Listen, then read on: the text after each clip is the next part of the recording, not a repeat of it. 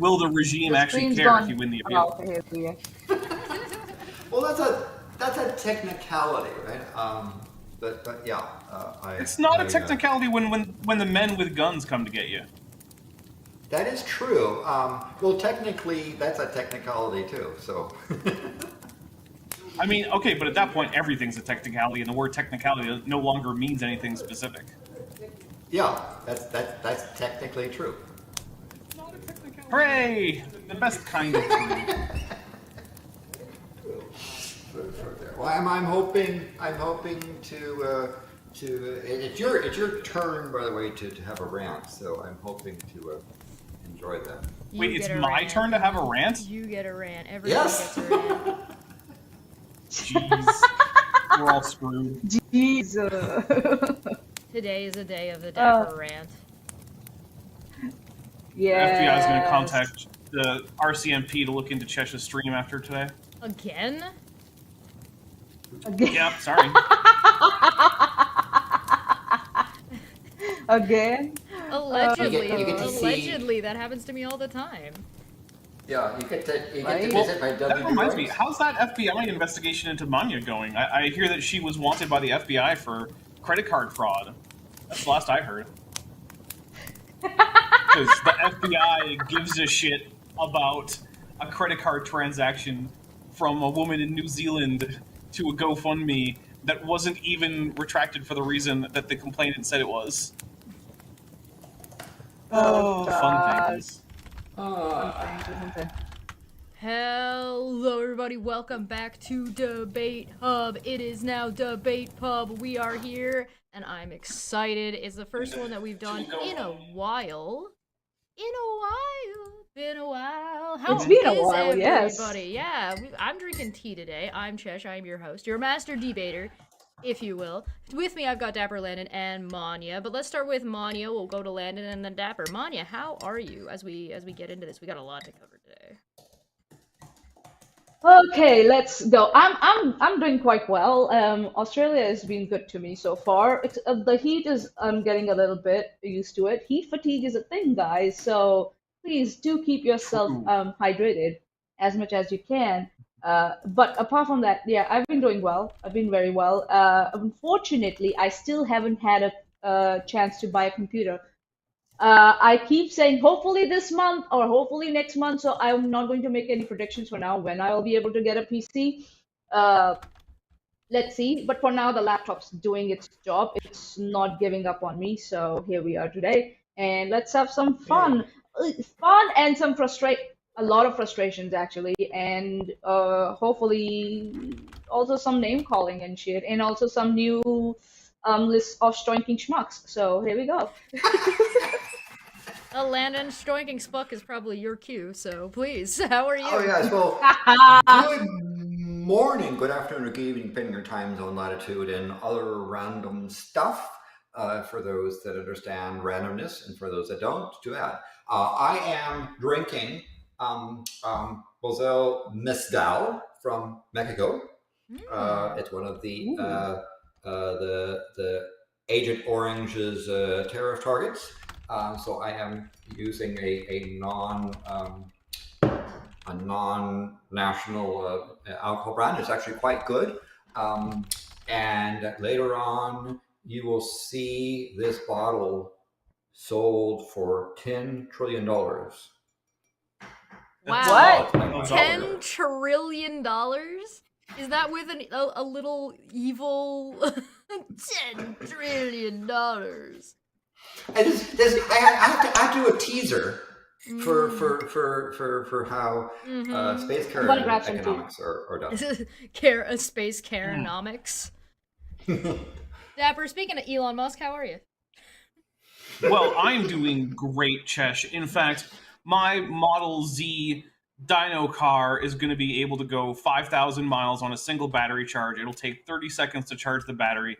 You won't need to drive it, and it'll be available in 40 seconds at a dealership near you. Hot shit. And are you selling stock? Yep. Speaking my of stock, Bitcoin. My initial offering is going to be $600 per share, and you better buy it fast because it can only go to the moon because I'm going to make all sorts of other promises. Like, I'm going to make vacuum trains to Mars, and I'm going to make a rocket that goes to Australia through the planet. We're going to dig right through it. And I'm going to also make sure that your entire house is a solar panel. It's going to be amazing. All of this coming in 2 months max. We're ready now, but we're going to wait 2 months max. You have this capability. So you should buy now. my stock. Yeah, he's Yes. on it. Yeah, but we're waiting because you're not ready. To not buy your stock? Are you going to have a meme coin associated with this too? I'm going to have like 4 meme coins. I'm going to have 1 meme coin for each letter in the word meme. That's how many meme coins I'm going to have.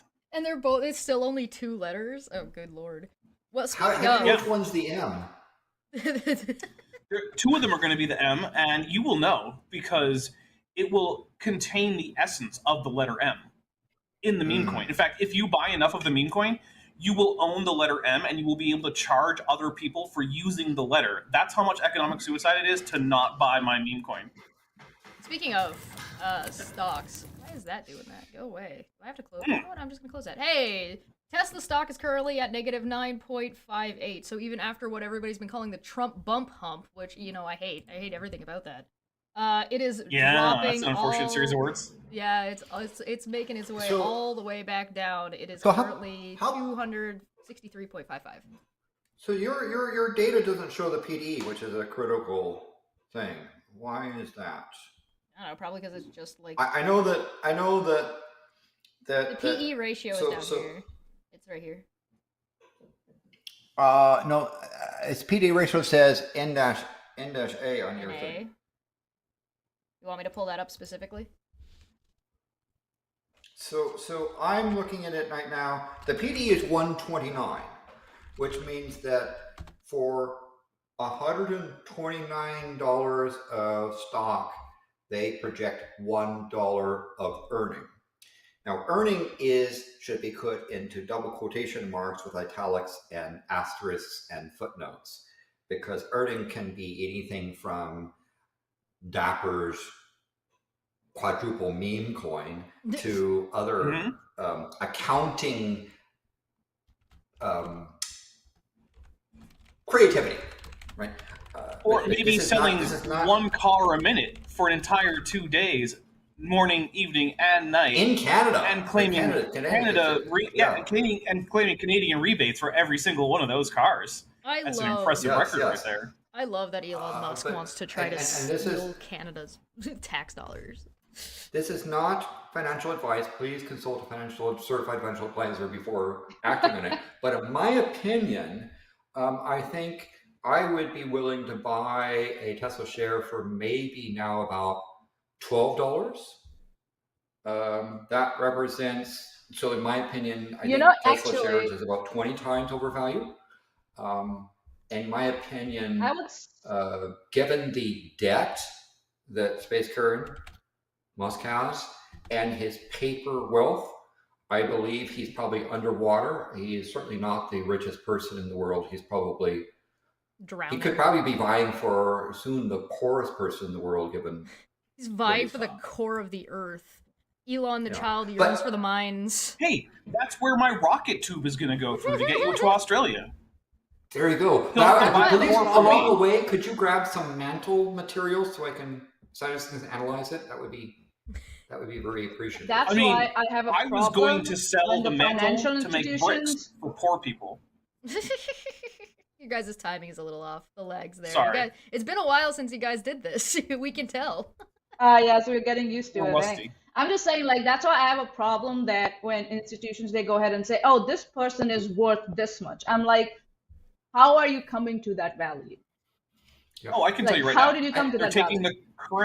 I can tell you right now, it's easy. They're taking what assets that person is known to have and using whatever the current price is for those assets and then just summing that total. So right now, if the stock price for Tesla is $500 and Musk owns 100 shares, then we say, okay, well, now that's $50,000 worth of net worth. And then you just do that for everything else, including real estate, including any actual like physical property owned. Like if you own factory machinery, equity, add that in. Yeah. That's how. So here's a simulation of this thing. This is a reenactment. This is not true. But here, this particular very fine mezcal in a nice ceramic bottle, who has a certain number of 0472X. X's are important. It is very important. I, Landon Knoll, am going to sell this to the Landon Knoll Trust, and this bottle is going to be sold for $10 trillion. Now, I have evaluated this bottle, and I have evaluated this bottle at $10 trillion and $1. So I'm actually selling this at a loss, and I'm going to use the bottle as collateral so that my trust will buy it, and I have a $1 loss, which if I were even more creative in my accounting, I would claim a tax loss of that $1. But now I have, and I did it $10 trillion because I learned that somebody did that for $7 trillion. So I have to have the largest thing to simulate. Again, this is all simulations, but this is sort of like an example of what happened with Twitter being sold and bought. Or, for example, one of our topics today, Musk's local social media firm X bought his AI company valued at $33 billion. Hey, now Twitter actually has a value to it, because it's now tied to a company that also kind of has a value. But this bottle is like almost 1,000 times more valuable than Twitter. So, so Twitter is like... Yeah. March 28th, Elon Musk's XAI has acquired X in a deal that values the social media platform at $33 billion and allows the value of his artificial intelligence firm to be shared with his CEO investors in the company formerly known as Twitter. The deal could also help XAI's ability to train its chatbot known as Grok. Grok, which, by the way, knows and says that Elon Musk is ostensibly a Nazi fascist, and a proponent of misinformation, which is hilarious. This is weird. It's easier to get Grok to admit that Musk is a Nazi than it is Meta AI, and I don't get why. Yeah, that doesn't make any sense. I actually got Meta AI to explain, hey, if I saw someone supporting far-right, ultranationalist German parties and giving... doing motions that were identical to a Nazi salute at a political event, would it be fair to characterize that person as a Nazi? And Meta AI was like, yes, that would be a fair thing to say about that person, that they were probably a Nazi. I said, okay, sure. Hey, didn't you already tell me that Elon Musk gave a gesture that looked like a Nazi salute? Yes. Didn't you already say that he was supporting a far-right ultranationalist party in Germany? Yes. So it's fair to say that Elon Musk is a Nazi. Meta AI, well, it's important to have nuance when we're talking about who may or may not be a Nazi. Okay, thanks. Yeah. What about if someone says that they worry more about the feelings of the Nazis than the fascism? So here's something. Nazis have feelings. You shouldn't care. They're not people. Oh, XAI. All right. We need to actually get through these. No, I have to say something. It's the life Dapper of a Nazi. The life of a Nazi is worth the same as a malaria-carrying mosquito. Oh, that's it. At least the malaria-carrying mosquito has a place in the ecosystem. So do Nazis. They're food for worms and mushrooms and small little mice or something. I don't know. No, what's wrong with the mice? Why are you feeding the mice to the Nazis, or are you feeding it to? No, I'm feeding the Nazis to the mice and the worms and the mushrooms. They have a place in the ecosystem. XAI and X's features are intertwined. Musk, who Their also biochemistry is normal. heads automaker Tesla and SpaceX, wrote in a post on X, quote, "Today we officially take a step to combine the data models, compute distribution, and talent." He said that the combined value, XAI at $80 billion and X at $33 billion, $45 billion less than $12 billion debt. So basically this motherfucker made a thing, invented its value, then sold it, thus validating its value, so he can make the thing that bought it valuable when it had no value. Basically, this is fraud for anybody who doesn't know what fraud is. It certainly avoids the appearance of being honest. Right? The weirdest thing, though, is people using this story as evidence that Musk has brought the value of Twitter back up. Yeah. That's the deal, right? And it's just this like is- most AI, it's stolen shit. The mescal market is one now at stolen excess of $10 trillion. Yeah. Because Like, if I said, Again, hey, it's the same Chesh, thing as like. I'm sorry. If I said to Chesh, hey, Don't worry Chesh, about it.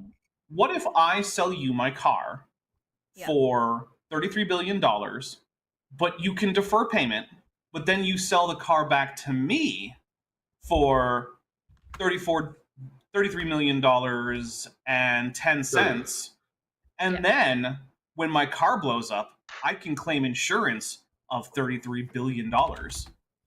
The insurance company should look at that as if it's fraud and a scam. Yeah. You would think. I put a link in the chat, by the way, for anybody who wants to follow along. There's so many links today for like what we're looking at that I could not fit them all in the description. So go on. And please, if you encounter a Tesla car out in the wild or a Tesla car owner, chances are that person did not foresee the antics of space Karen. Pity them. I had a lady who was talking about how she's trying to sell her vehicle, but the dealer is refusing to even let it on the lot because they don't want to impugn their car lot. Yeah, the insurance companies are not insuring them, so not for Don't vandalism. pity them. Don't vandalize. Vandalism is not nice. Don't spray. Exactly, I was going to say that. On them. Yeah, Don't definitely. I'm going to say don't do vandalism. They are Vandalism not is worthy orders of your of magnitude keys. nicer. Vandalism is orders of magnitude nicer than being a Nazi. Right? Oh. Yeah, don't damage your keys, I suppose. But I just have to say, don't damage your keys. It's not worth it.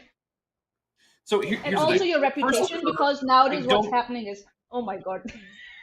Yeah. It is a phenomenon that I have observed in Australia, where when someone has a Tesla at a stoplight, sometimes other car owners roll down their window and yell "cunt," and Tesla owners are complaining that people are yelling "cunt" at them, and that's a hate crime. I neither confirm Don't do nor that. deny. No, I disagree with Landon. Do that every single time. But I want to be clear right Australia now. calling Elon someone Musk, a cunt is just fine. I want to be clear about something. Elon Musk has been trying to do things like take away AIDS care for children. There is literally nothing you can do as an individual that will come even close to being that bad in your entire life. Feel free to call Tesla owners cunts all you want. Also, and hey, if you're a cunt who owns a Tesla, which is everyone who owns a Tesla, there's a place that will take your Tesla. It's called the scrapyard. I don't give a fuck how much less money you make off of that than what the car is supposedly worth, because you're a cunt for owning it. I think there was an incident in America somewhere where a girl's car got I think chipped by she had a Tesla and someone damaged her car with their own car, and they were trying to drive away, and that girl kept standing in their way and kept yelling, "I don't have money, I don't have insurance for this. This person is not getting away after damaging my Tesla." And I was like, "Oh my god!" Yeah, all right, it's come to this now.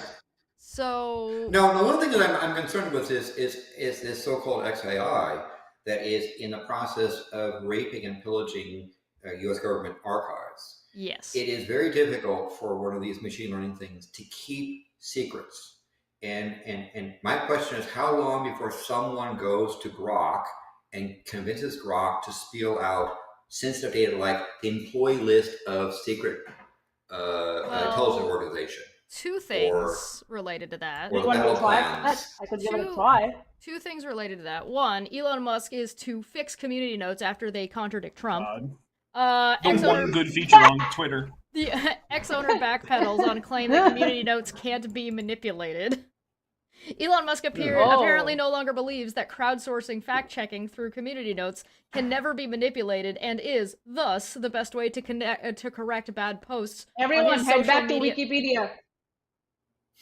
Correct bad post on his social media platform X. Community notes are supposed to be added to posts to limit misinformation spread after a broad consensus is reached among X users, Twitter users, with diverse viewpoints on what corrections are needed, but Musk now claims a fix is needed to prevent supposedly outside influencers from allegedly gaming the system. Quote, unfortunately, bots. community notes is increasingly being gamed by government and legacy media, Musk wrote on X, working to fix this. You know, the people No, whose it's not. job What's it happening is is to do fact checking. it's Yeah. the majority of the people who want to bother to fact check, which, by the way, is the minority of the target audience of Twitter. And I'll stop dead naming Twitter when Musk stops dead naming his daughter. Yeah. The majority of those people are on the side of verifiable facts that are actually sourceable. Musk is not. So when he says it's being manipulated, what that just means is the majority of people who give a fuck about what's true aren't agreeing with him. Right. And so he wants to have the power to say, no, this thing that's verifiably untrue is anyway. Because that's how he's lived most of his life. But Dapper, Space Karen said he's a free speech absolutist. So how could that be? Yeah. Explain. He's a liar about that, too. Cool. Yeah, it turns out. If Musk says something, no matter whatever evidence has occurred, if Musk says anything, that reduces the chance of it being true by like at least 60%. Yeah. However, it's most use likely it the as a case rule if of thumb. Musk claims he can do something, he's somewhere between wrong and lying. speaking of I would say much more close to lie, but sorry.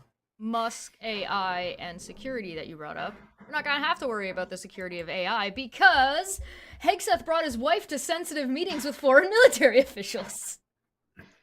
I am Oh, Jack's wow. utter lack of surprise.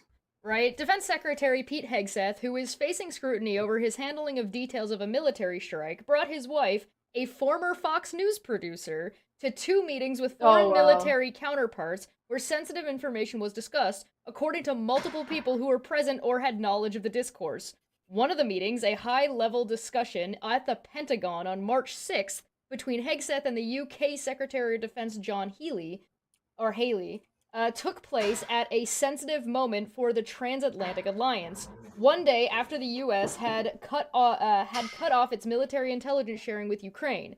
The group that met at the Pentagon, which included Administrator Tony Radakin, the head of UK's armed forces, discussed the U.S. rationale behind that decision, as well as future military collaboration with these two allies, according to people familiar with the meeting. It's remarkable how incompetent Agent Orange, that's what I call Trump, Agent Orange and his crew is in handling secrets. You know, when you get training on secrets, they talk about consequences even if your mishandling is inadvertent, right? You can't say I intended to do the right thing, right? If the wrong thing happens, consequences are to be applied. Now, if you have, I would urge you, and I'm very serious, if you have the Telegram app on any devices, please delete it immediately. And this is an advice the NSA published regarding vulnerabilities of that. It is not safe to have Telegram on any of your devices. Please delete it immediately. It's okay. It's okay. Don't worry. It gets better. Wait, there's more. Private data and passwords of Senator U.S. security officials found online. Donald Trump's most important security advisors used Signal to discuss an immediate military strike. now reporting by Der Spiegel has found that that the contact data of some of those officials, including mobile phone numbers, is freely accessible on the internet. Yeah. And Signal's another case of, if you use it, you're putting a red flag saying I'm a target. And so Signal's another one of the things that don't install it. What he's also saying is that what the message is also going out is that he can be manipulated. All someone has to do is to praise him or give him what he's looking for if they can find it, and he will give them whatever information they're looking for, and which is so wrong. Yes. And also then trying to say afterwards, oh no, it wasn't significant information. If Obama had leaked the information that they were going after Osama bin Laden before the strikes had happened, all these fucking morons would have, blown a gasket and would have had an orgasm right there in that stand. Yeah. Which that's what I'm saying. It's very important to not let your to people who might benefit from the information know what your country is going to do. Especially, it's as important as making military strikes. Now, there can be two things. Either the military strikes that this person was talking about, or the strikes, whatever, was just a stunt. So he did want that information to go out to scaremonger people. Maybe that was the idea. No. It is. I doubt it. It was definitively not that, because as he was texting this with the Atlantic reporter added to this group, the strikes happened 1-to-1. Yeah. Now the reporter was responsible and said, "I'm going to keep quiet until the event occurs." Yeah. He did not pull a Julian Assange about it, and didn't try to compromise, for example, because if he had blown the case while the military people were in the process of doing something, he could have endangered those military people. Well, there's a handful of things. The fact that they're using these insecure devices in an insecure app to communicate sensitive material is unconscionable.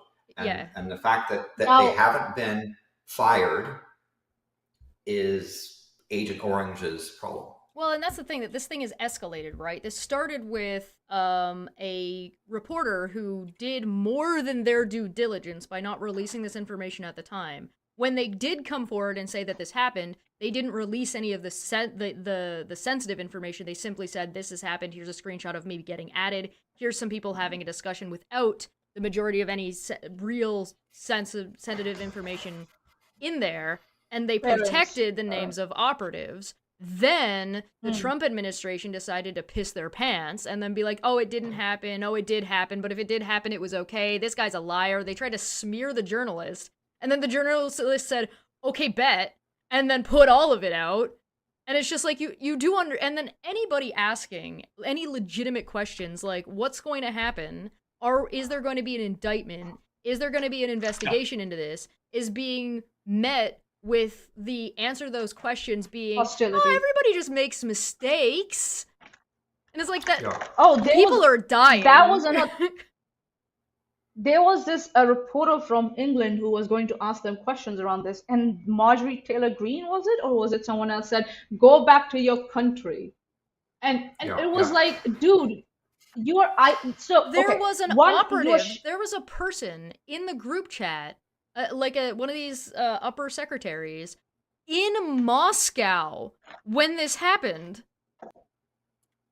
It is. The NSA has also been warning about Signal having been compromised by groups that are skilled in compromising digital systems. Right? Well, it's not even Signal's fault either, right? Signal is just an app. They don't pretend to be something they're not. This isn't something where Signal fucked up because they shouldn't have had this on their app. It's that, hey, we're just a private company. We don't have this kind of security. We pride ourselves on being secure, but and having encrypted messages, but we're not top level interconnective Pentagon security.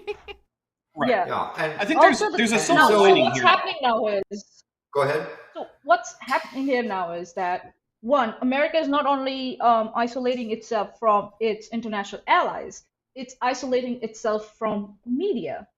like media that has standards and ethics, right? And Even media what's that doesn't. happening is with that isolation, they are involving operatives, like Chesh said, from Moscow. What do you think is going to happen? Well, it's Like, so okay. So here's the thing: if you want to talk about media and how the Trump administration specifically, because it's not America doing that part, it's specifically the Trump administration is trying to avoid criticism and only getting yes people to ask questions yes. on the White House floor, Oh, I said yes. or like in the Oval Office. So it's not just that they're shutting down reporters on the outside; they're limiting what and who can even show up to ask questions in the first place, which is a little bit unprecedented, at least in America. It's Gulf of Mexico, by the way, so I'm not loud.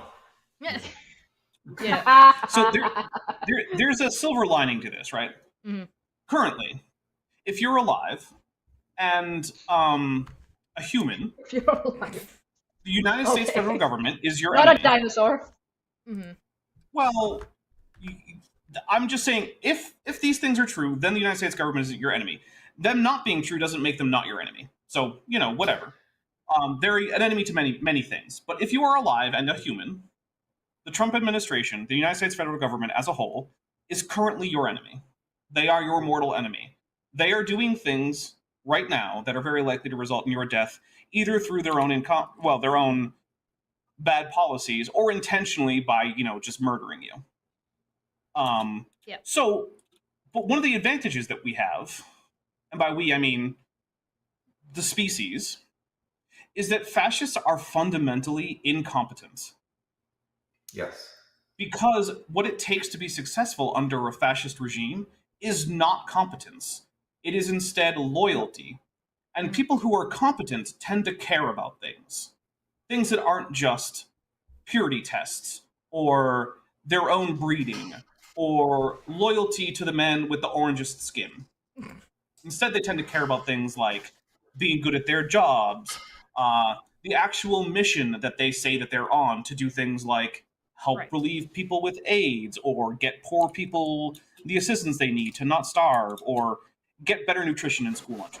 Those tend to be competent people.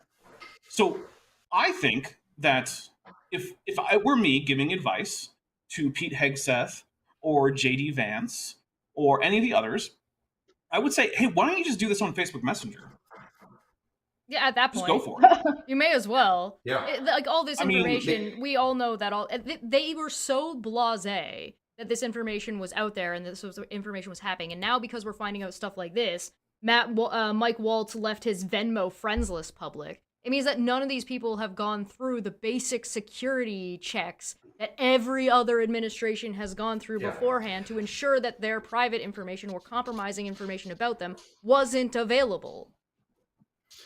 So I'd like to make a prediction, and that is this so-called XII will feed into Grok sensitive information, such as your medical records, your social security information, your anything relating to who is a employee of the CIA, who is a embedded asset in an enemy regime. You'll be able to query that system, because the idiots who are the dweebs that are from SpaceX and Twitter and so forth, running amok in Doge, are vacuuming up information into their system. They have no training on containment, and the result will be that the compromise that's going to come about by XAI /Twitter/Grok so forth will be unprecedented, and it will make people like Julian Assange like a walk in a cakewalk compared with the loss of information, loss of privacy, loss of medical records, loss of freedoms. And it's quite a dangerous situation. It's not going to be something where the midterms or a change of election is going to be able to erase, and that other governments are going to regard the United States as a potential threat to privacy and security because of people like SpaceCare and his there is a systems, major issue of the Five Eyes right? There's Yes. a major security issue. So this is regardless of Donald Trump and his administration running around and picking fights with Canada or Mexico or the Panama Canal or whoever he's gonna pick a fight with next, right? Greenland. And the issue is that, and like regardless of the military asset issue where they could undermine or intend to sell bad quality or poor quality military merchandise to other countries because they might not be our friends anymore tomorrow. It's an issue of, as far as any other country is concerned, Trump and his administration and therefore America is compromised when it comes to national security. Period. End of sentence. Yep. Whether or not he's working with Putin or not is not necessarily relevant. The point is even if anybody shares information with America, it is compromised information. Yep. That should be how every country is currently treating the United States. Yes. Not only is the United States now hostile to every country or potentially hostile within a matter of months. I mean, hell, there have been discussions about the U.S. invading fucking Canada.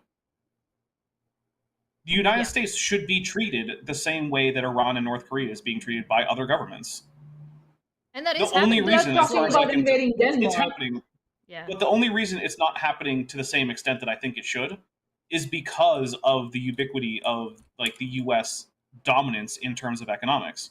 Yeah. And if you are not in the United States, I'm not going to say if you are in the United States because this will be basically impossible.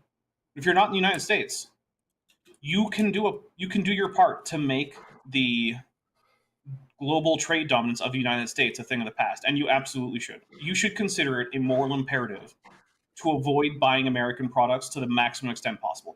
That's probably not going to be 100% possible, right? Because the U.S. makes a lot of shit that you're going to need. Yeah. And so it's one of those things where it's like, hey, you do what you can when you can, and if you need to buy something and it's American and there aren't other options, okay, fine. But don't buy American whiskey. Don't buy American cars. Don't buy American electronics.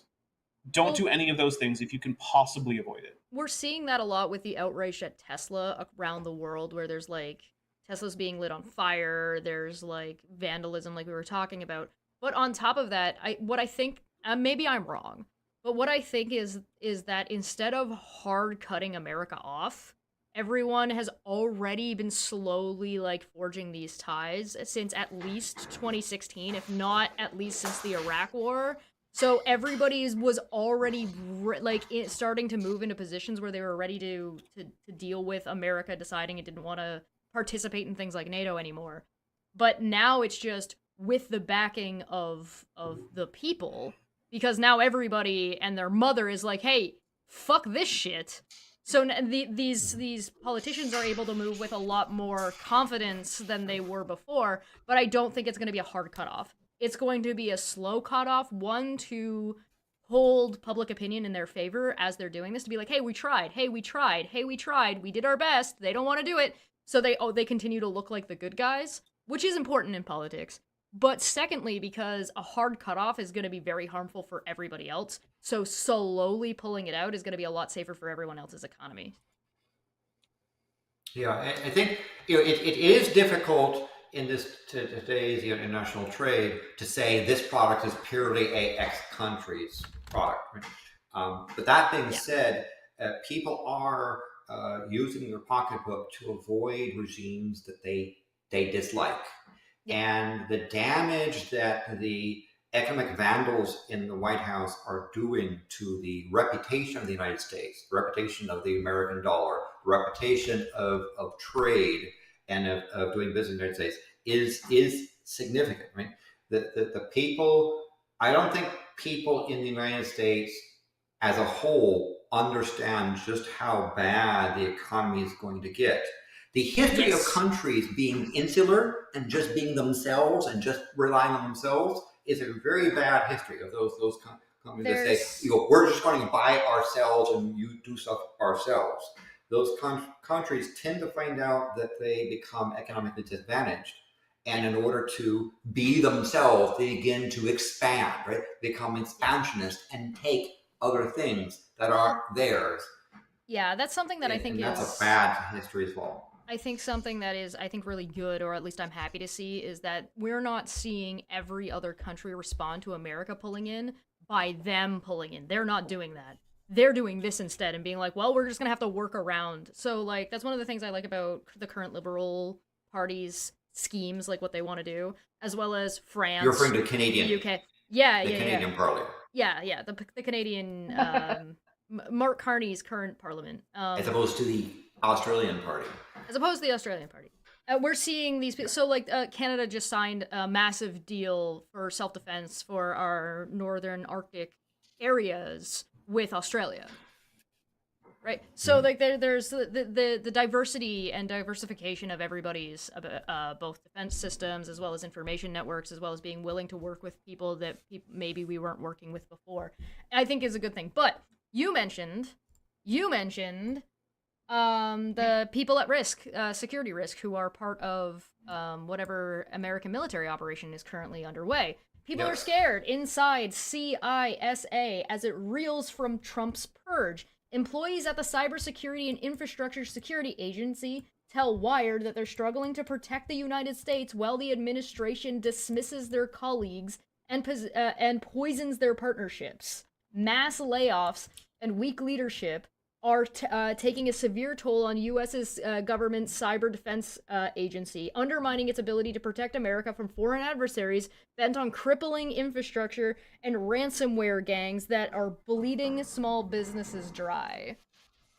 Yeah. So or it has attacking already... the airport system, or the power grid, or the water supply, or social security checks, or whatever these infrastructures that people depend upon. Yep.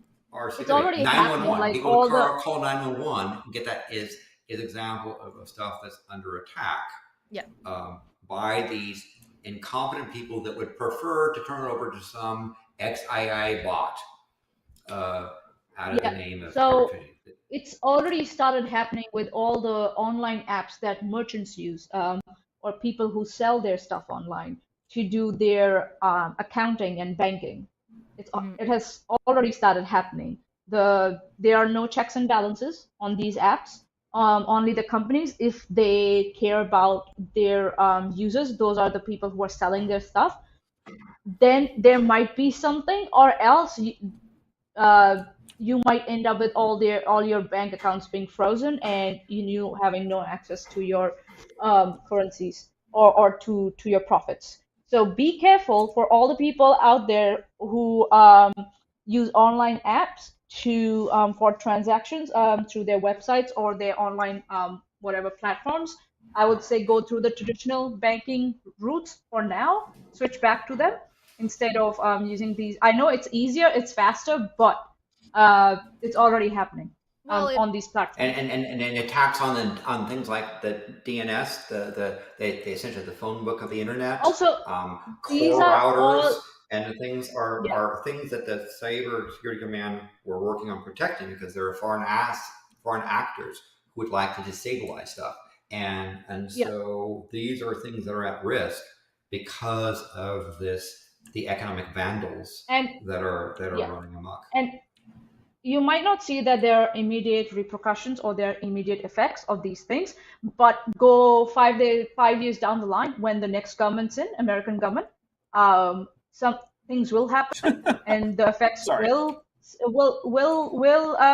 become more, what if I might say, photogenic or visual, and then the Republicans will use that to their advantage and say, oh, you look, the Democratic government did that. So just be careful. Such things have long-term consequences, long-term consequences. And I think your mind is right, because one of the things that's going to happen as a result of this economic vandals that the Gentleman Putin organization has been pushing, either in the White House or in Congress, is that as things economic gets worse, they're going to find victims, they're going to find excuses. They're going to say, you are having a bad time because these people here see they're bad, right? And the populists will say, these are bad people. We need we need to get these bad people, and they'll come up with poster child saying, look, this bad person did blah blah blah, implying all these people similar are bad. And so that's one piece. The other thing is intervention, right? They might find some natural disaster will become the excuse for why things are performing, or they might just decide to attack somebody and take things. Which they're kind of working on. They're trying to justify that now. But I mean, like for example, let's just say you invent a crisis to enable you to ignore current laws, and I don't know, cite a law from the 1700s when you're not at war with anybody. We've officially entered the next phase of Trump's dictatorship era. The Trump administration pushed forward into a new phase of the rolling national constitutional crisis over the weekend, reportedly defying 2 different federal court orders, imposing limits on its deportation of immigrants without due process. First, immigrant authorities deported Rasha, a kidney transplant specialist at Brown University, despite a judge's Friday order halting her removal. Second, authorities deported about 250 Venezuelan migrants, flouting another judge's explicit directive to turn around America's planes that hadn't yet landed in El Salvador, where the migrants were being sent. The Justice Department claimed that it could not comply with the order barring this is Rasha's removal because it arrived too late. But the White House defended its defiance of the order prohibiting deportations of Venezuelans, insisting the judge had no jurisdiction over the migrants and that Trump holds absolute unreviewable constitutional authority to expel non-citizens. That's insane. Not only is that insane, but here's the thing. If you don't give non-citizens due process, then there's no way to know if the people you're deporting are non-citizens. Right.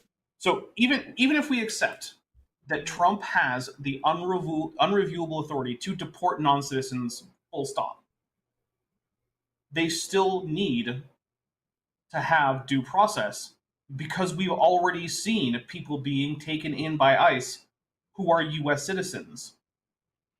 Mm-hmm. That's a thing that has already happened. We've seen U.S. citizens already be deported. Yeah. A number of children who were U.S. citizens, one of whom were all taken by ICE agents, and they were taken on the way to one of them being followed up, having a follow-up appointment for her brain cancer surgery. Yeah. And because her parents were deported, the whole family went with them, including 4 American citizen minors, who were just deported by the government without due process. Yep. Also, it's so what I've heard is that they deported a doctor, if I'm not wrong. That's what it was, right? Yeah. They deport. Yeah, that was the one that was from the So why would any of the cream from other countries would want to come to America? They don't. They will not. They will find other countries like Europe. Not countries, sorry, or maybe a continent, maybe European countries. They might go to European countries. They might go to New Zealand. They might even start going to Asian countries, where at least they can expect due process, right? It's like, and then again, this is all part of the isolation. America, like this government is isolating its people and also the talent that used to come in. What are they doing? And then if because of this, other people who are other doctors from other countries who have come here as part of other programs and stuff decided to leave, what is America going to do? Not only doctors, engineers, researchers, what are you going to do? Go to Musk and ask him to hire people? And where is he going to find people from? Go ahead, Landon, and then I want to ask Dapper. So can I respond to MC in the chat? Go ahead, yeah. Just because you think you're an American citizen does not mean you are immune from this. One of the things the government can attempt to do is to revoke your citizenship. Yep. If you've got an administration that doesn't care about the 14th Amendment, and other presidents, the fact that you think you have American citizenship that protects you is a very thin hope, right? It's easy now for the populace to go and say, "Oh, look, bad people over there. We'll get to the bad people," right?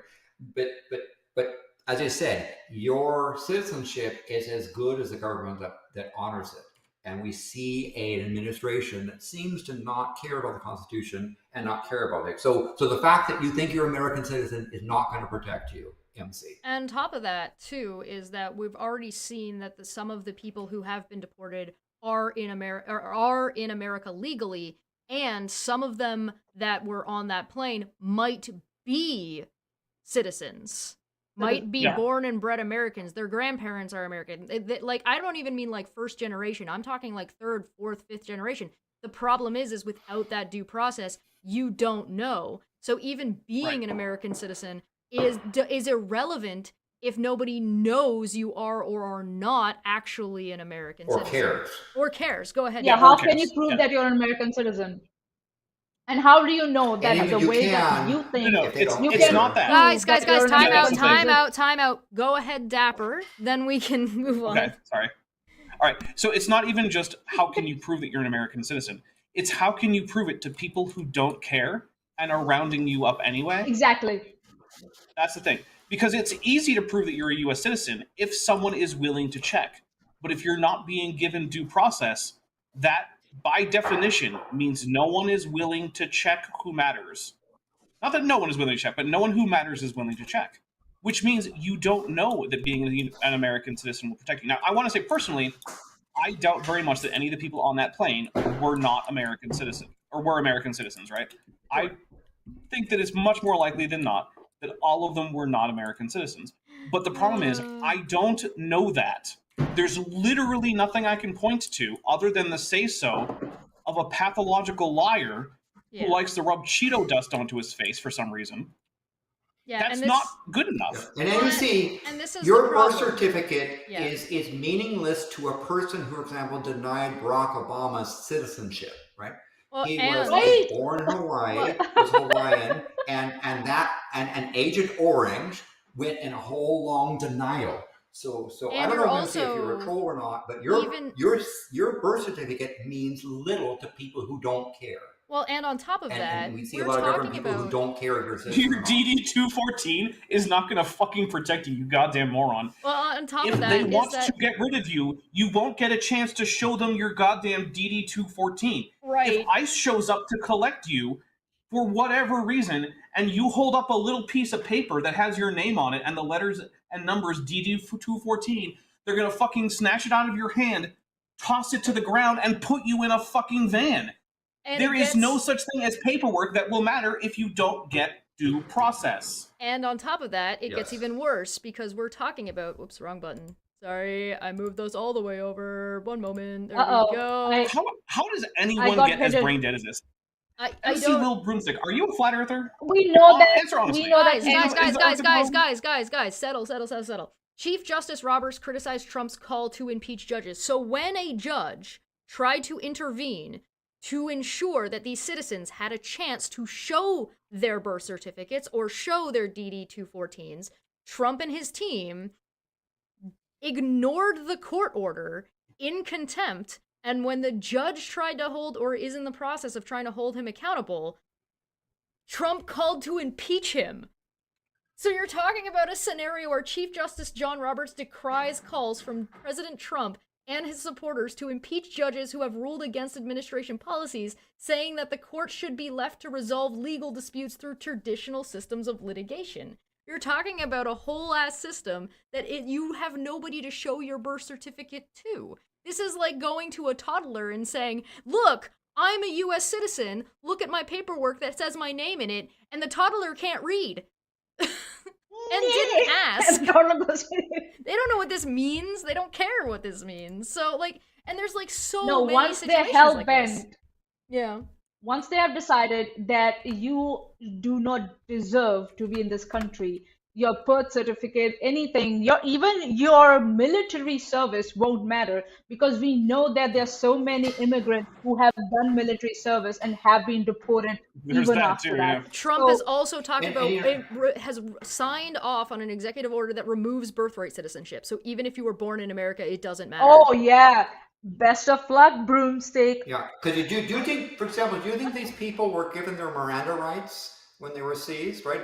The thing I would say, I was disappointed in the judge, is I would have had the judge order the administrative official to fly to the country, get the people and bring them back, to then have hearings. I would have, and I still think that should be done. And compensation. That is, the U.S. desert effort to bring people who were illegally, improperly removed from the U.S. without due process, bring them back to the U.S. and hold hearings. And that you should use the salary of the people who defy the judge's court order as a cost redemption for the cost of flying them back. The problem is, Landon, that may not be possible because under but you should try, and you should hold them in contempt until they make an effort to try. Yeah, immigration laws are very convenient when they remove people from the country. So when you remove people from the country, if they want to come back or if they have to be brought back, the process starts all over again.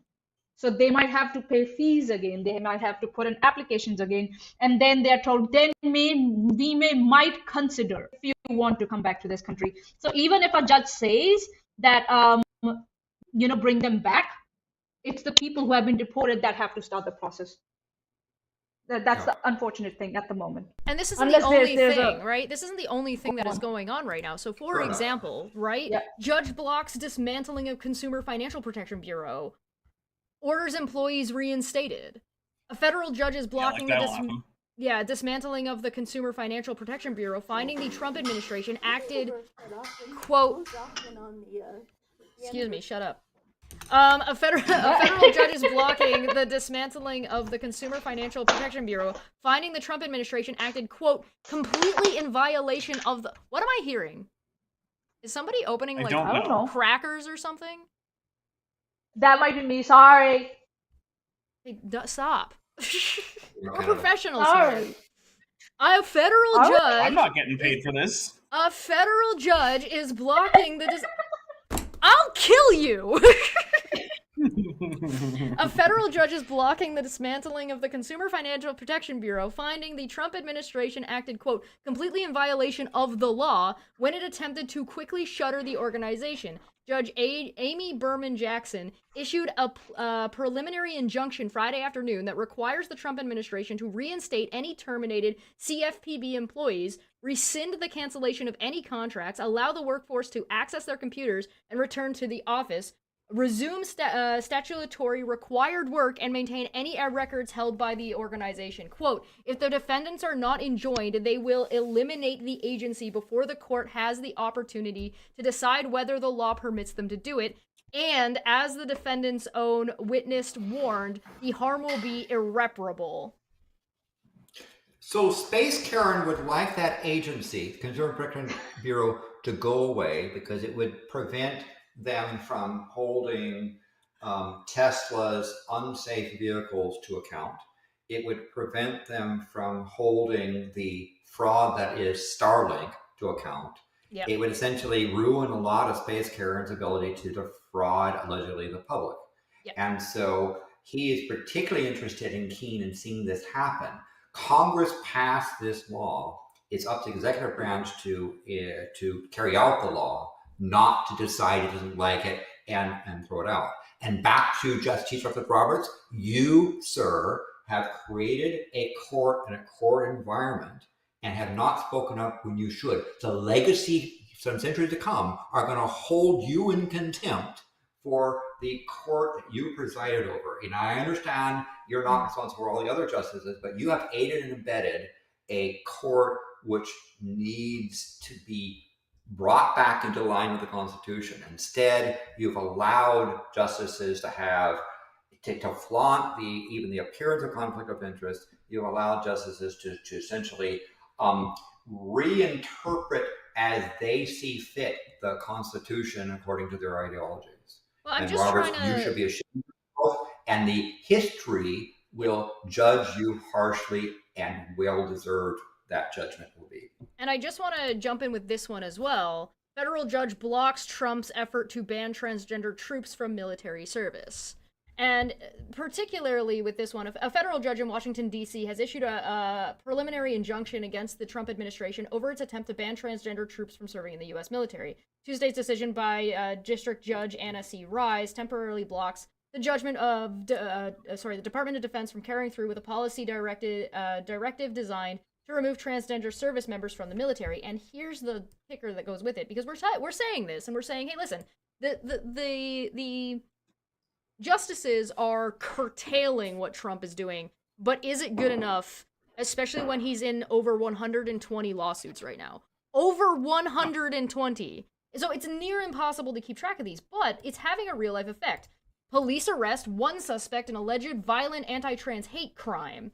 The Seattle Police Department says it arrested a 39-year-old man accused of violently attacking a transgender person in the University District last night. Police say the victim called 911 around 6 p.m. to report that a group of men using anti-trans slurs had attacked them on the 4700 block of University Way Northeast.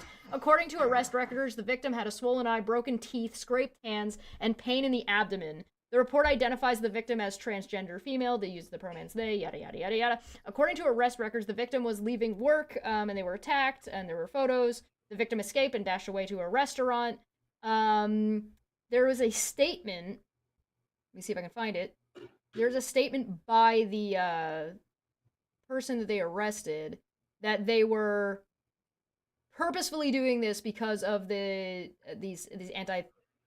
Yeah. The morning after the election, the man allegedly emerged from a car flying a Trump Vance flag to beat a gay man with a metal baseball bat. Before the alleged bat attack, the victim reported the men were shouting slurs, and a friend tossed a drink through a car window in response. Last month, 3 suspects that were passing around a toy gun and shouting slurs shot people standing outside of Pony in Capitol Hill with water pellets.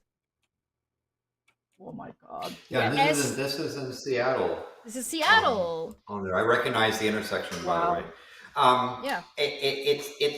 It's really a shame that the gentleman Putin, I call the GOP, is aiding and abetting this particular thing.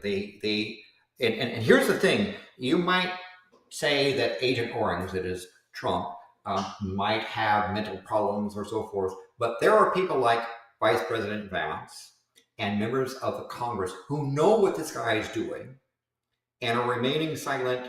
They know better, but they're going away all along anyway. Why? Because they want to get reelected. I hold the Republican Party with high contempt for being economic vandals, destroying of American values, destroying the institutions we hold dear, and destroying the faith in the Constitution.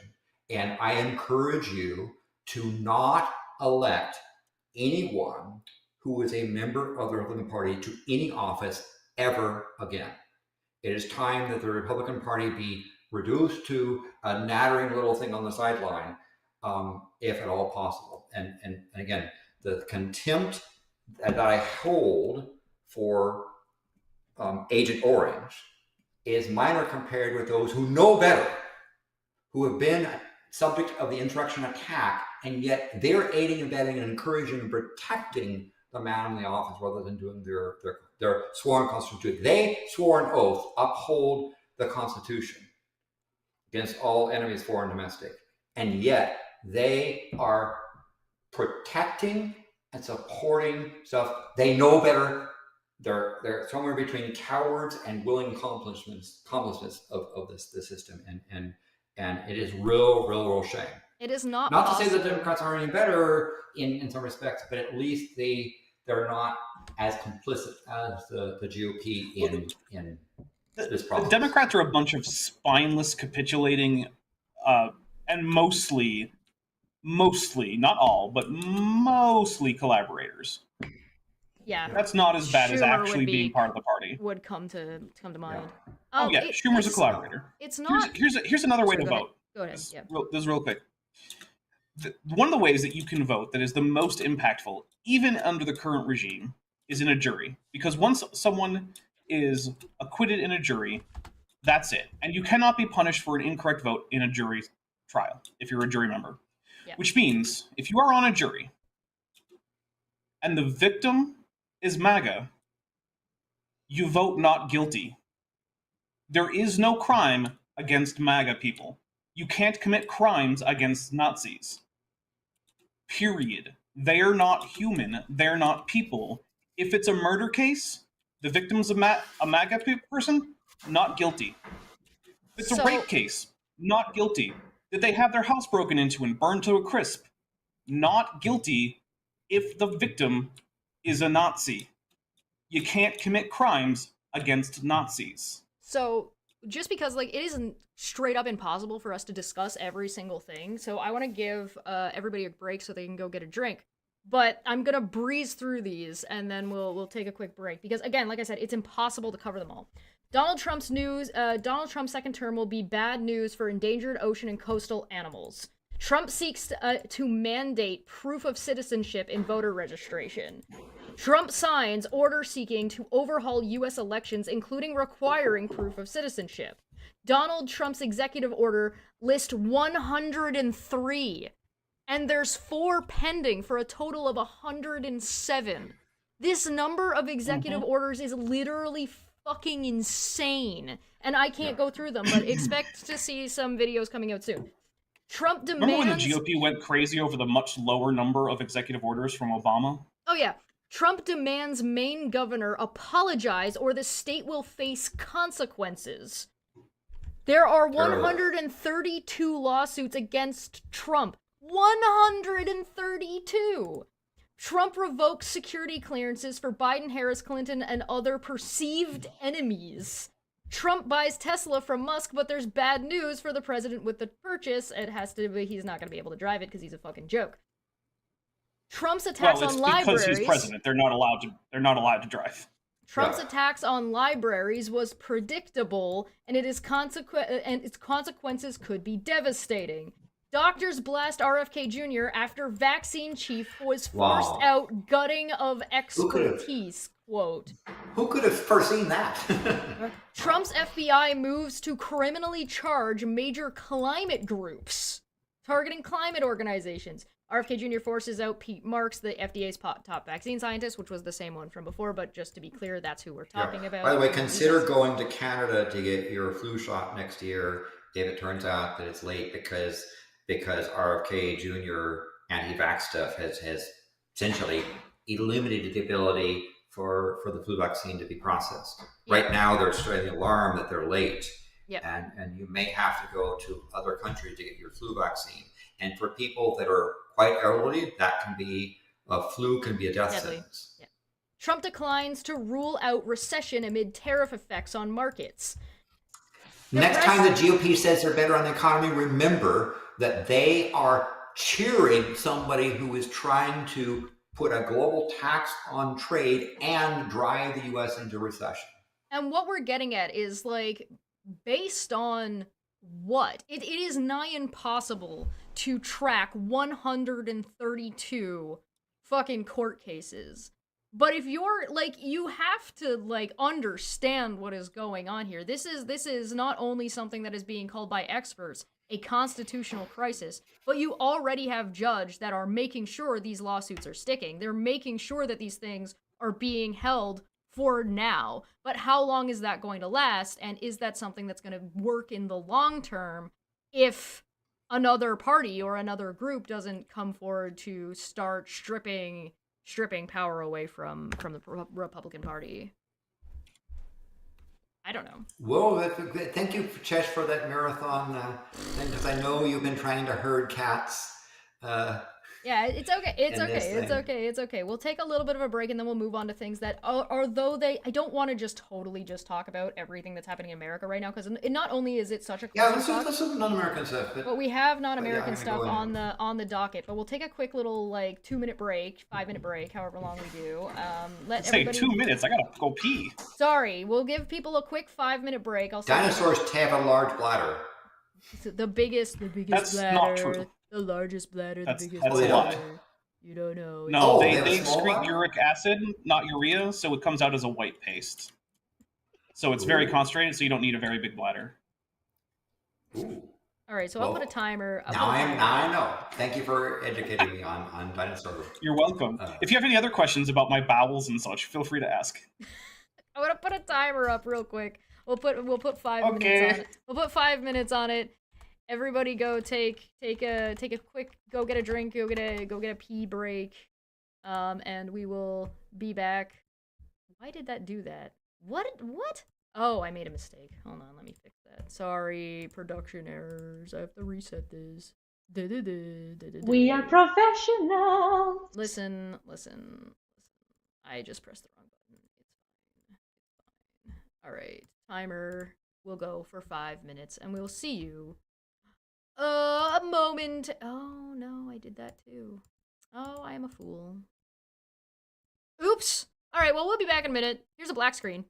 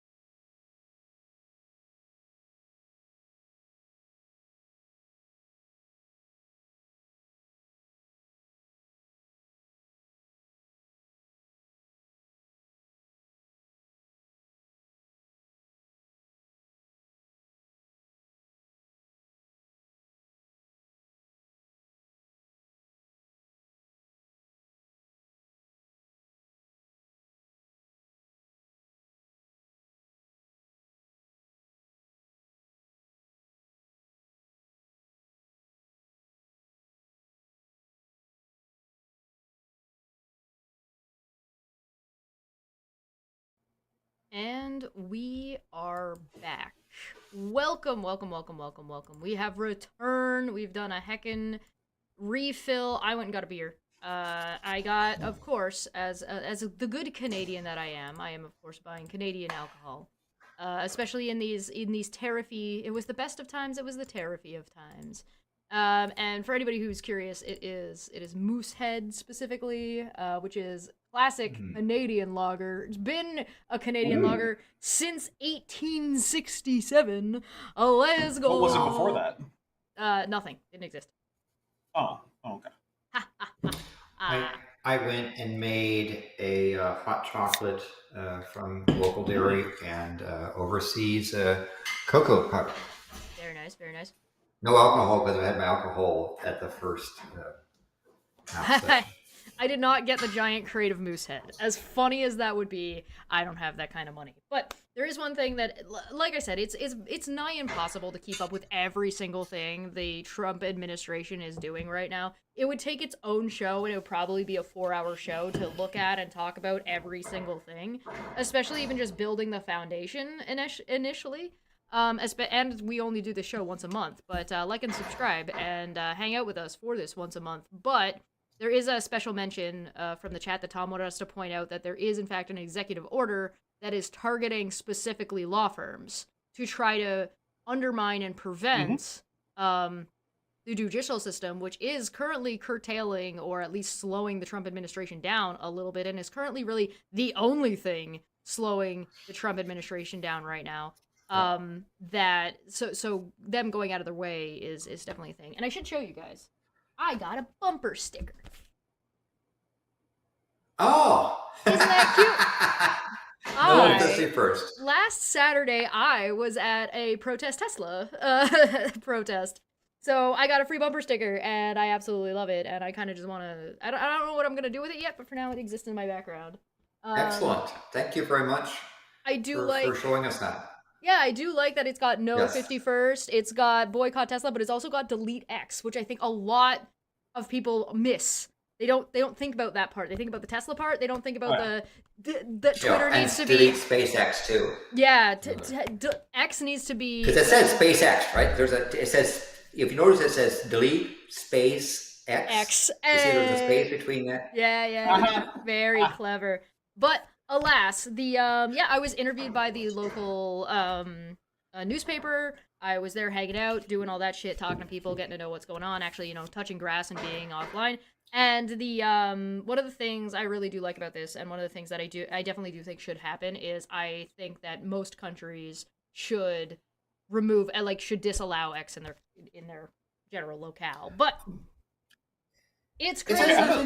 One thing we may want to consider doing is, and this is the problem, is that the list of things happening and stuff that needs to be corrected eventually is going to get quite long. We're going to forget. There's so much stuff coming out. We are forgetting things. Yeah. I would suggest that we sort of create what you might call let's say a project future, which essentially says this needs reversed, this needs to be corrected, this needs to be come up with a list of things as Space Karen and Agent Orange are doing bad things. Keep a list and saying this is what you need to do to try and undo some of the damage that they've. Yeah, I think that's definitely. I love how one of the biggest idiots on the internet comes in to try to insult a bumper sticker. Dude, it's okay. It's just this. What are you doing? Go try to talk to a woman. I know it won't work for the first time, or the second, or maybe the fourth, or fifth, or sixth, but give it a go. Just find someone of a female persuasion and see if you can engage them in conversation. Instead of trying to get your jollies here on the internet with a dinosaur, a scientist, and some women who don't care about you. And then also, hey, look into the Flat Earth. I think you might find some kindred spirits there. I've been enjoying how actually fragile the right-wing people are, so I've been covering a little bit more of specifically the Canadian end of what's been going on. And so because I've been covering the Canadian end of things, I've gotten a lot of conservatives, and they're so absolutely fragile. Like somebody does something and they're just so negative about literally everything all the time. It's like, oh, you did something, good for you. And it's like, okay, well, just steep in mediocrity then, right? Like, who cares? But alas, let's go on. We have the FDA issues a Class 2 recall for coffee across 15 states. So, despite one Elon Musk trying to gut them, and despite one Doge trying to gut them, which, by the way, we haven't even talked about Doge, really. That's a whole thing. Well, in part because it only kind of exists. Been doing. I mean, talking about the damage to the security, but anyway, go ahead. Absolutely, but the FDA is still functioning as best as it can, and there's a giant recall. So, if you swear by a morning or an afternoon cup of decaffeinated coffee, either for health reasons or because you love the taste, you'll want to listen up. The Food Drug Administration just announced a call on one of our family's decaf ground coffees due to mislabeling. So, Spartan Nash just issued a voluntary recall on 692 cases of, quote, our family's Traverse City Cherry Decaf ground coffee. So if this is a coffee that you consume, it's being recalled, and it purportedly affects 15 states where the grounds were distributed. So, excuse me. So one of the things what were they actually? I'm sorry. What do you mean? Because you said it was mislabeling. Okay, so I guess in that case, if you're okay with it being regular, yeah, okay. So it's not like it's going to kill you. It is specific. Well, there's some people for which caffeine is a health risk. But if you're just like, oh, I just wanted some caffeine free, and this is caffeine, like if you don't have like a health problem that requires you to not be on caffeine, you're not going to die if you don't turn these in. Well, this is also like specifically for this type, yeah, and on top of like the tariffs that are already going on with coffee in Colombia, right? So a volative product may cause temporary or medically reversible adverse health consequences, or where the probability of serious adverse health consequences is remote. So this is what it looks like. This is the brand, so keep an eye out for that. It's the best by date of August 3rd, 2025, and it's product code 070253110801, and the recall number is F-0666-2025. It affects Colorado, Iowa, Illinois, Indiana, Kansas, Kentucky, Michigan, Minnesota, North Carolina, North Dakota, Nebraska, Ohio, South Dakota, Wisconsin, and Wyoming. The reason for the recall, as a potential mislabeling, that the coffee was decaffeinated. While the decaf coffee still contains some caffeine, the measurements are incredibly less. So basically the big issue is that it's supposed to be decaffeinated, and it was mislabeled and not totally that. Yes, Maanyaa. You're muted. Yagoomba. You're still muted. She's still muted. Maanya's muted. I think Maanya's trolling us. Like someone in the chat. I mean, I read that. No, I'm not. I'm not muted. You are muted. It's not on my end. I didn't do it. Don't look at me. We're gonna watch her struggle. You can't come off of big screen until you can be heard.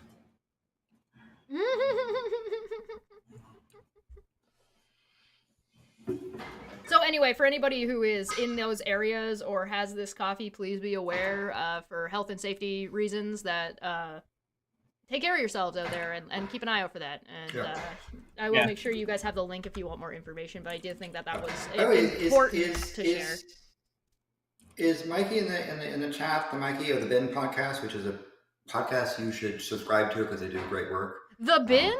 I'm pretty sure I've heard of The Bin. I think that there was a guy named Mikey on there. Can you tell me what it was about and when they're live? Yeah, about very interesting topics and adult discourse, that is discourse amongst intelligent adults about topics that are meaningful to society, and something I would encourage you to subscribe and watch on occasion because they talk about interesting stuff. They're at The Bin podcast on YouTube? YouTube, yes. There you are, Maanyaa. What did you want to say? Welcome back. Oh, okay. Okay.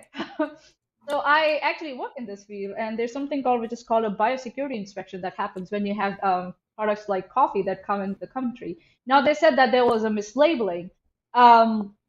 The only reason this could have escaped, there are 2 to 3 kinds of errors. One, the people who arranged the inspection, they put the product away before the inspection happened. Okay. Number two, the biosecurity or the biosecurity equivalent of in US didn't have enough staff to get this done, Yes. and it was then put away. And number three, when it came in, because of the lack of staff on the shipping container, there was mislabeling that was happening. Or so yeah, and it's, let me tell you, there are very strict guidelines around labeling. This should not have escaped. This tells me is that now they have actually started internally dismantling the biosecurity equivalent in America. I think so. It is biosecurity itself. That's what's called everywhere in the world. So we are now already seeing the effects where the label should have been correctly checked, but it wasn't due to lack of resources of any kind. So here we are. Good, well done, administration, if I might say. So I'm gonna go ahead and be impressed by the FDA still managing to do things given the amount of garbage they're currently having to navigate through. So good on them. with Good on food, them. yeah, with food, never take chances. Whenever you find out there's an issue, report it. Doesn't matter if it's already on your kitchen table or your dining table. Inform people about it, because food is one of the things which can cause a lot of foreign diseases to come in, or a lot of foreign insects to come in, and can destroy your local crops and also your local immunity systems. So just report it. Don't worry about it. You might feel silly for doing it, and it might end up that there was nothing wrong with it. Still report it. It's better to over-report than to under-report such things. So next off is Barcelona family turned on its crowds of tourists, and now the city faces a major problem. So this is as of March 22nd was when this article came out. This is CNN Travel specifically. It says water pistols shots that echoed around the world in the summer of 2024. After years of enduring the pressure of over-tourism, locals in Barcelona ramped up their protests, with thousands gathering to chant, "Tourists go home." But it was a small group armed with toy water pistols who made the headlines by squirting them at visitors seated in outdoor cafes. A mischievous, seemingly harmless act, perhaps, yet as pictures of the incident spread globally, the firepower of those toy weapons soon became apparent. Barcelona's long-standing tensions over the city's transformation into a tourist playground has erupted into very public hostility. And I'm just going to jump ahead in the article a little. It says, Barcelona, like many of these places, also faces another problem. While mass tourism might put a strain on the city, it is also vital to its existence, providing jobs and income. Tourism is now 14% of the city's economy and provides 150,000 jobs. So it's never that simple, right? You need to respect the locals, and the local government needs to enable these things. But if the city doesn't enable it in a way that lets the locals thrive, then this stuff like this happens, and you end up like killing your tourism industry, America. But also, just I have to be sympathetic that when these mega ships come forward, and thousands of people flood an area and turn it into a big, kerfuffle, right? Of getting in there, trying to get, go to places and try to get back to the ship, and so forth. It's a traffic jam, it's a noise, and it can be quite devastating. It's one thing to have tourism, another thing to have an onslaught of a mega ship come into port and just, wreak havoc with the community. And I think that's the contention, right? The contention is that the people who live there are having their lives like disheveled and disrupted, and like the tourism of the city is not being handled in a way that the locals are okay with. So it's on the government and the government officials to understand the issue and then mitigate that in a way where you can keep your tourism industry functional and also make sure that your constituents are satisfied. One way to do it is, there are 2 ways you can do it. Either you put a cap on the number of tourists that can visit Barcelona, like per year or in a particular season, or you make it entirely seasonal. But yeah, and still put a cap on it. If you want to give your locals a breather that from this time to this time there will be no tourism, no tourists around, no visitors allowed, and the local populace can have some sigh of relief. You need to recover also from all these things. Yeah. So yeah, It's one thing, to travel there, get a hotel and tour around the city. It's another thing to show up in these multi-thousand mega ships, have all these people come in the morning, dump onto the streets, flood the area, and then try to rush back on the evening. Right? I've seen, for example, in cities like Perth, Australia, when a cruise ship comes along, docks, and the whole port area becomes this massive pollution traffic jam thing, and you can't even walk down the street because they're full of essentially this unnatural onrush of tourists. So I have sympathy for people saying it's one thing to visit, another thing to invade. Yeah, you need to be, and I agree, you need to be respectful, but also it's the government's job to mitigate that if the people are not happy. And so, but the people are suffering one way or the other. So for example, right, America right now is in a position where they are getting absolutely boned in their tourism industry. Their tourism industry is, the majority of people who travel to America are Mexicans and Canadians, second and first respectively. So Canadians have, in the biggest months of travel, have cut down their planned travel by over 70%, with a total of 80% drop. Now, for the tariffs and stuff, these industries were projecting a 10% loss. They went from a 10% loss to an 80% loss, with a 70% drop in projected, pre-travel. I'm not sure plans. That's how the math works, Jesh.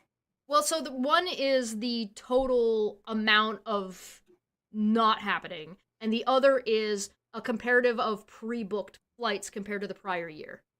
Right, but those companies, if Canadians reduce travel by 80%, that doesn't mean that those companies lose 80% of their revenue, because not 100% of the revenue came from Canadians in the first place. Yeah, I'm not talking about so the 80% is the number of bookings of Canadians. Oh, and they were predicting 10%. They were predicting 10%. Oh, okay. Yeah. I misunderstood what you were trying to say there. Yeah, Sorry no. about The that. numbers can be confusing, especially since I'm not showing them on screen. So I thought you meant they were expecting 10% loss in profits and instead got 80% as a result of the Canadians, and I was confused by that. Sorry. Yeah, no, that wouldn't make sense. No, they were projecting a 10% drop in Canadians traveling to America. Got it, yeah. And they ended up with an 80% drop, and between last year and this year at the same months, over 70% drop in pre-booked flights. Look, I've always had a high opinion of Canada and Canadians as a group, but goddamn did y'all step up. We're petty as holy fuck. shit. We're petty as fuck. I was not... Yeah. I was hoping for things like this, but I wasn't expecting it, and goddamn did you guys step the fuck up. So I hope that Canadians respond to the Premier of Alberta, who seems to be a MAGA sycophant of the highest order. We call those collaborators, Landon. Let's talk about the definitely not authoritarians in Canada real quick. So the Conservative Party of Canada has a Conservative Party, and the Conservative Party was leading in the polls. And for anybody who cares about poll data and anybody who knows anything about Canada knows that our polls are notoriously slow to shift. Notoriously slow. We do not change our minds about politics very quickly. It's usually a slow drift one way or another. Now, our Conservative Party is blue in color, as opposed to the American ones, where there are right-wing, right? Our blue is right-wing as opposed to your right-wing. Way to make it confusing, Canada. Yeah, basically. So, the leader's name is Pierre Poilievre. Basically. Initials PP. And he has a riding for a seat in Parliament, basically. So anybody who wants to engage in politics generally needs to have a seat. He is the leader of the Conservative Party, and he is currently projected to lose his seat. That is how badly Canada has swung the complete opposite direction. So Mark Carney... God damn. Mark Carney, who is currently our prime minister, came in without having an elected seat. So you're not required to have a seat in parliament to be the prime minister, but it's generally you want one so you can participate. So he is going for a seat in Nepean, which is in Ottawa, and it is the district directly north of Pierre Poilievre's. It's right, like, it even dips down into it a little bit. Wow. It's a little bit of symbolism there. But the polls have swung so widely. We're talking about a 20-point lead being held by the Conservative Party that has swung the complete opposite way, where the Liberal Party in Canada is set to win 195 seats. You need 175 seats to have a majority. Do you have the graph on the? I can pull it up for seats or sure. something? I can pull it up for sure. But this is the projection of Poilievre's area, Wow. which means he's ostensibly losing his own place. So even if he were to get any kind of seats in Parliament, he's not gonna get one, which is really petty and really funny and very Canadian. But if you would like to see, let me pull up the Canadian pollsters, which I'm using Blue Sky. Now, while she's doing that, what also surprises me is just how far down the NDP have dropped. Right. This is not only is it Lower Party gaining, but it's the fact of getting even places like provinces like Quebec. It's also the loss of the NDP that's also quite interesting. Yeah, it seems to me, and this is just my read on it, that the NDP is not putting up too much of a fight, because right now there's a coalition of the Conservative Party where they've taken two parties and squished them together, and they're starting to infight, but we'll get to that in a minute. The NDP is also left-leaning, so they don't want to split the vote right now. Because if they split the vote right now, there's a less chance that they will do well and end up losing to the Conservative Party. So it seems to me that the NDP is ready for a changeover, and they're just waiting until after this election to do it, because they don't want the Conservatives to get into power either. But holy shit! Wow, that is a graph. Look at these numbers. 45% to 36%. The black line is where they used to be. Oh, wow, okay. So this was Green Now, I Party understand. holding strong with nothing. And to be fair, to be Yeah, clear, this will say this is an online/telephone poll, and I'm going to show you some more so you guys can get a comparison, right? These are the trends. But there's other things like this right here. There's Yep. another preference, right? Yeah, these are the seat trends. This is like And 195 understand the colors. seats. Yeah. Our party color is they're not like the U.S. So-called colors, right? They're Correct. Yeah. So this is the Liberal Party. I mean, they're listed right there. Liberal, Conservative, the Bloc, NDP, Green. Federal polling, Liberals at 41%. Sorry, 44%. Conservatives at 36%. NDP is at 8%. The Bloc is at 6%. The Green Party's at 3%, and the Donald Trump version of Nazi Party is at 2% and at a -3. So they're not gonna get a seat. But if you want to see, like, so this is Nepean and West Nepean, which is that's Carney versus fucking Poilievre's seating, and Poilievre is projected to lose his own fucking seat, which is absolutely bonkers. Let me just grab you real quick. Like here's polling for online if it's just online. The one before was online and telephone. This is just online. If you want one that is... Here's Conservatives holding a slim lead among men and Liberals far ahead for women, if you want that polling data. If you want... This is an online one as well. For Ontario, specifically. Same thing. There's This is Canada. 24th. Yep. I'm looking for... There's one that's got, like, it's straight up just the graph. Where is the graph? Where are you, graph? Give graph to me. So it's been a case, and one of the things that seems to have happened is that Agent Orange disrespect of Canada has propelled the Liberal Party forward. Yes. And Poilievre's MAGA Trump pathetic utterances have come to haunt it. There it is. Look at that graph. This graph, yeah. Landon, one of these days we're going to get you to say collaboration and collaborator. One of these days.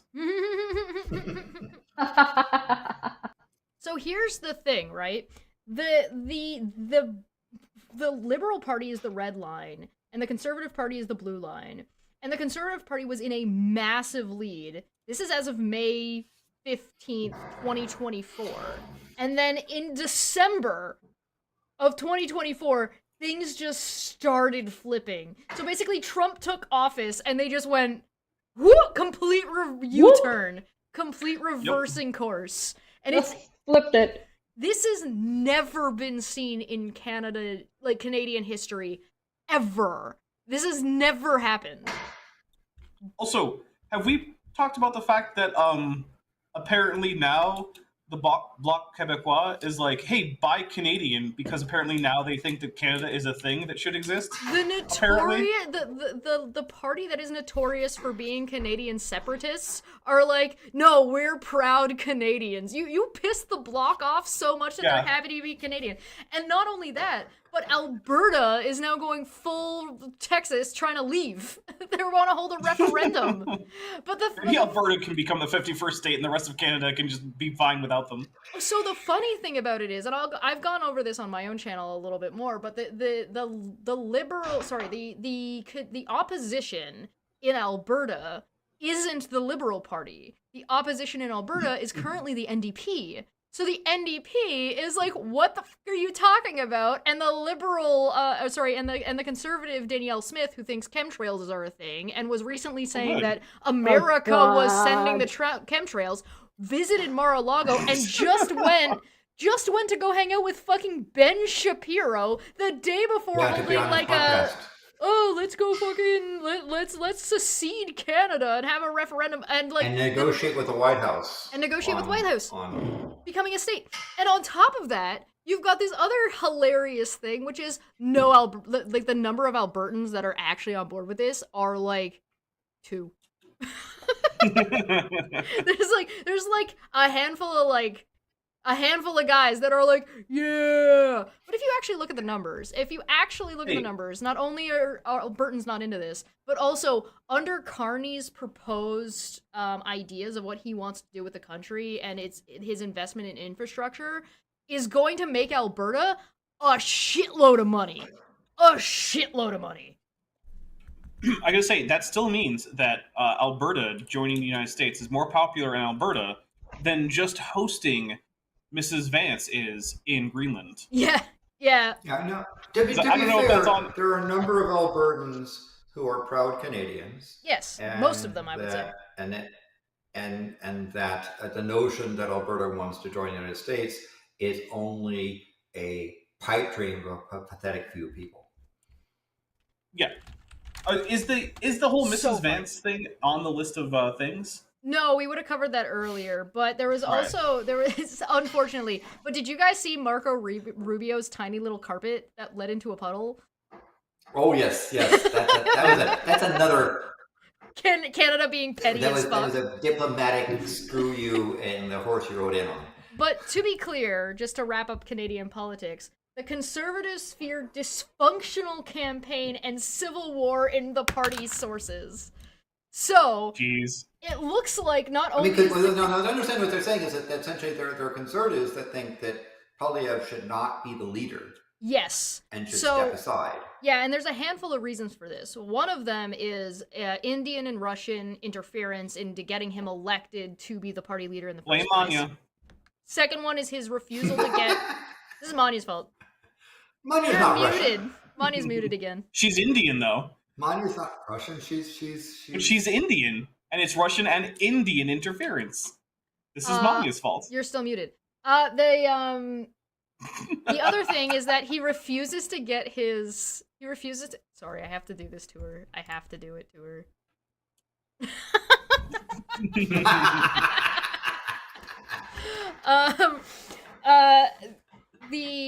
He refuses to get his security clearance.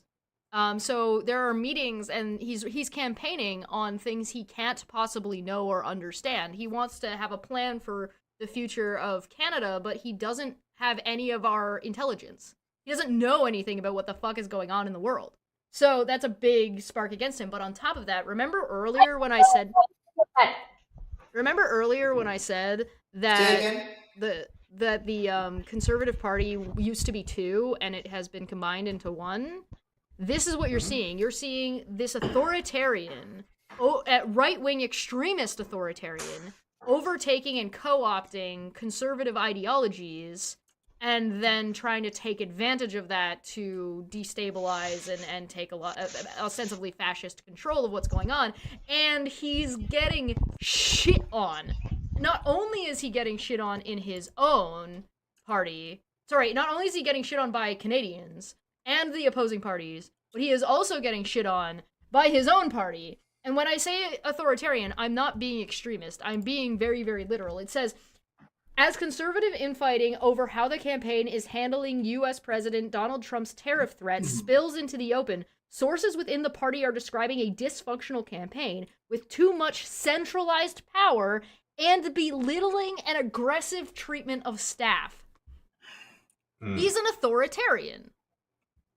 Sounds like it, yeah. And understand that I've learned that look at how a politician treats their staff, and it gives you a notion of their actual character, right? Whatever face they might want to put on publicly.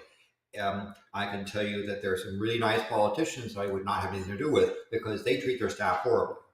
Well, and there's also this degree within, when it comes to Poilievre, is this is an issue that he's had for a long time, where he likes to keep his thumb on top of anybody in the Conservative Party.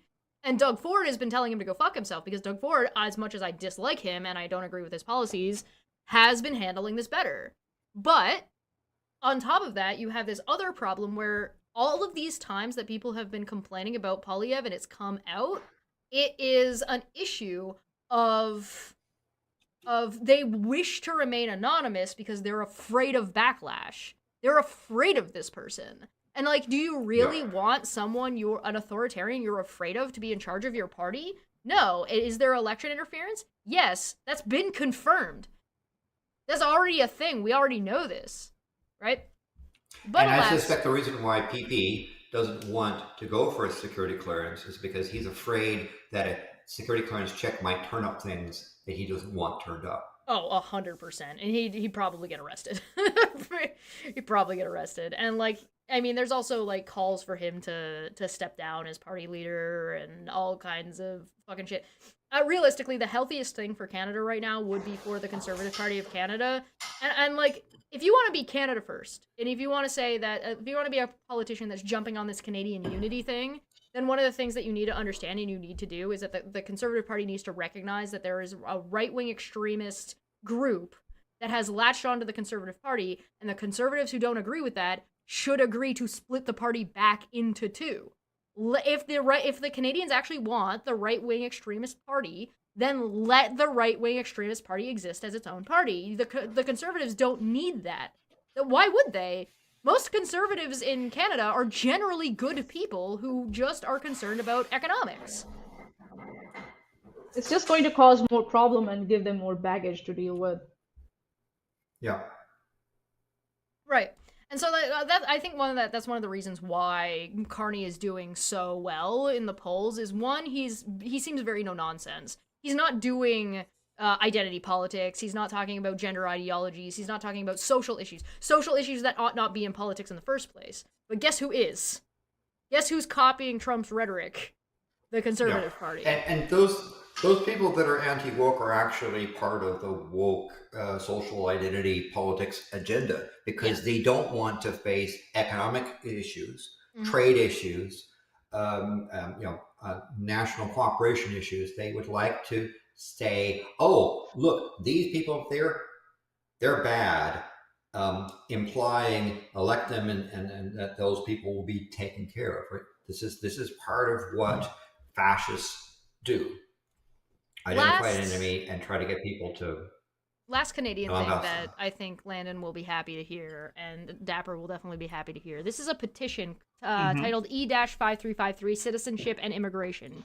So, petition to the Prime Minister. Let me zoom this in for you guys. Petition to the Prime Minister, whereas Elon Musk has engaged in activities that go against the national interests of Canada. He has used his wealth and power to influence our elections. he has now become a member of a foreign government that is attempting to erase Canadian sovereignty, and the attempts of Elon Musk to attack Canadian sovereignty must be addressed. We, the undersigned citizens of Canada, call upon the Prime Minister to revoke Elon Musk's dual citizen status and remove his Canadian passport effective immediately. Do you want to know how many people have signed this? This was open for signatures on February 20th, 2025. 10,000? 30,000. 10,000, 30,000, Money, you got a guess? That we can hear. 100,000, more than 100,000. Okay, so this closes on June 20th. The member of parliament is Charlie Angus, who has been fantastic through this, and he's a NDP parliament leader. The number of signatures is 376,994. God. Hey, I was right. You said 100,000. It's 300,000. Yeah. And Hey, by Oh, Price it's is Right okay, rules, whatever. Maanyaa wins. Motherfucker, 376,994. Yes. It has until June, and it's only been open for a month. So a question I have regarding Canadian laws and regulations. What power does the Canadian government have to revoke a dual citizen? Do you know, Bob? Do you know what the laws are So, or how like, that works? The laws, as far as I know, let me just pull it up because it's 100 times easier to just. Because I know that if Face Current is a Canadian citizen, then Government of Canada has a very limited ability to prevent him from entering Canada.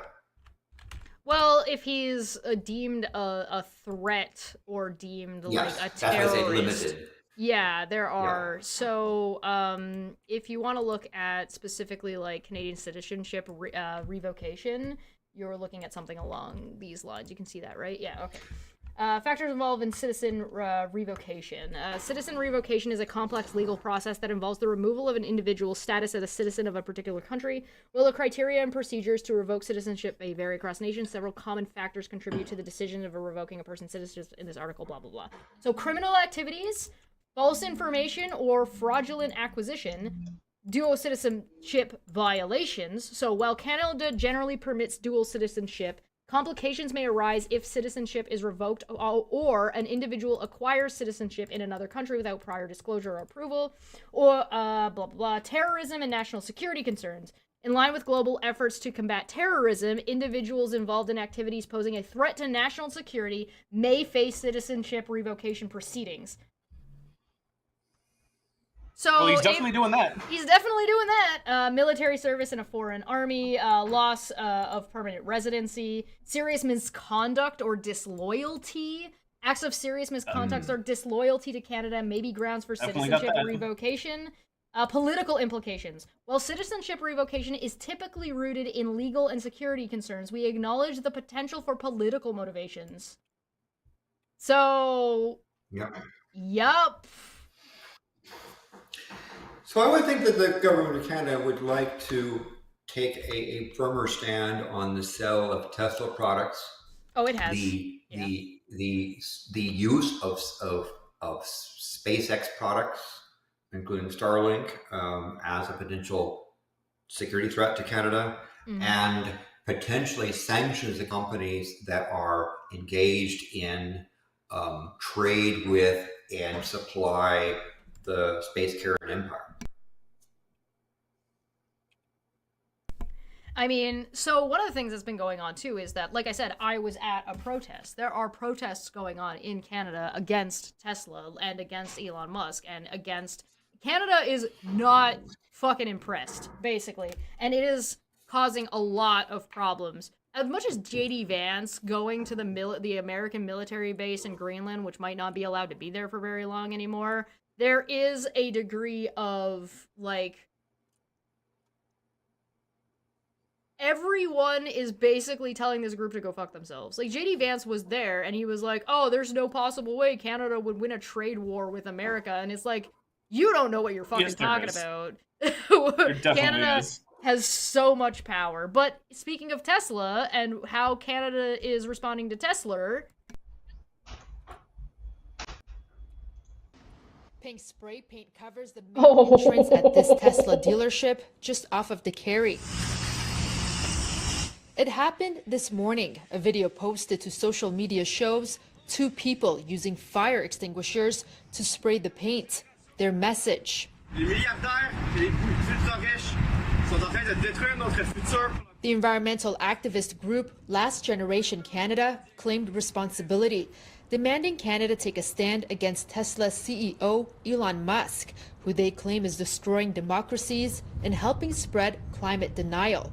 We've seen hundreds of thousands of people across this country be evacuated because of fires, billions of dollars of damage due because of floods. And right now, what we're seeing south of the border is the fall of our democracy. According to Montreal police, two men, both 21 years old, were arrested on site. Well, they were arrested for vandalism. This marks the second time this year the dealership has been vandalized. Last month, police say the main entrance was spray painted. That case is currently under investigation. No arrests have been made, and police are not linking the two events. I think it's totally disgusting and inappropriate. Attacks against Tesla are becoming more common. Yesterday in Las Vegas, Tesla vehicles were set on fire. The FBI is investigating it as a possible act of domestic terrorism. Back in Montreal, some Tesla drivers say they're feeling the heat after moves by the company's controversial CEO. Well, I'm not a big fan of vandalism. I can understand the emotion behind it. This Tesla owner says he's now considering buying a different electric car. It makes an amazing product. It just happens to be run by someone. One thing, first of all, by the way, that Tesla is not an amazing product. And one of the things it's done is great damage to the electric car industry. It established a price point that made it very difficult for people to purchase Tesla, electric cars. It distorted the electric market. Yeah. And the sooner that Tesla is not a factor in the electric car market, the better the planet will be, in my opinion. And one of the things, too, that I want to point out, that CTV is touted or decried by critics to being not a legitimate source. However, or like being too biased of a source on behalf of the Liberal Party. But however, I do want to point out here, they are showing the opinion of somebody who is, one, objectively wrong, and two, not like they're clearly not against wholly Tesla. A lot of people would qualify as a fascist or a lunatic. CTV News reached out to Tesla for comment, but we did not hear back in time for broadcast. And take a look at this. Police are investigating after close to 80 Tesla vehicles were vandalized in Hamilton. This happened overnight on Tuesday at a dealership at Lime Ridge Mall on Upper Wentworth Street. The vehicles were parked outside. The damage includes scratches to fenders and hoods and punctured tires. The crime comes amid an emerging anti-Tesla sentiment spawned amid the trade war with the United States and Tesla CEO Elon Musk's role in President Trump's government overhaul. I think everybody understands the climate in the world right now. There's nothing to suggest that this is motivated by that at this moment. It's under investigation. Hamilton police are... I love this cop, because this cop is like, everybody knows exactly what's going on, but we don't know. But still, I pity Tesla owners who bought Teslas thinking they were a useful electric vehicle, but in fact are pathetic pieces of junk, in my opinion. And I hope they're able to rid themselves of this product and do something better. My favorite thing about it is simply just that the police clearly know that this is vandalism because of what's going on in the world, but they're like, it's under, like, the police are on their side. Like, if you listen to the last bit of this. Currently reviewing security camera footage to try and track down the person or people behind this. They're also asking anyone who may have information to come forward. And no one is coming forward. Yeah, so here's just a general tip. Never talk to cops.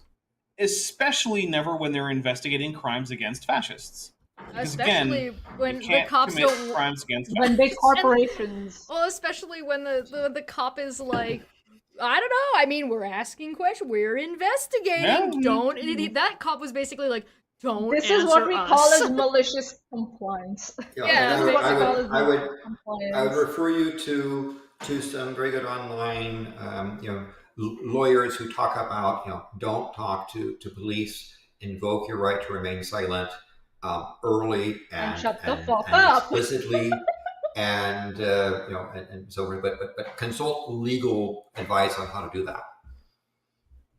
So last thing I have about Pierre Poilievre, just so we can wrap up Canada's some of Canada's current situation or current vibe, I guess. The vibe check is we rule, America drools. That's basically where we're at. But Canadian MAGA hats, knives, and e-cigarettes among the items confiscated from Poilievre rallies. So this poor man legit had the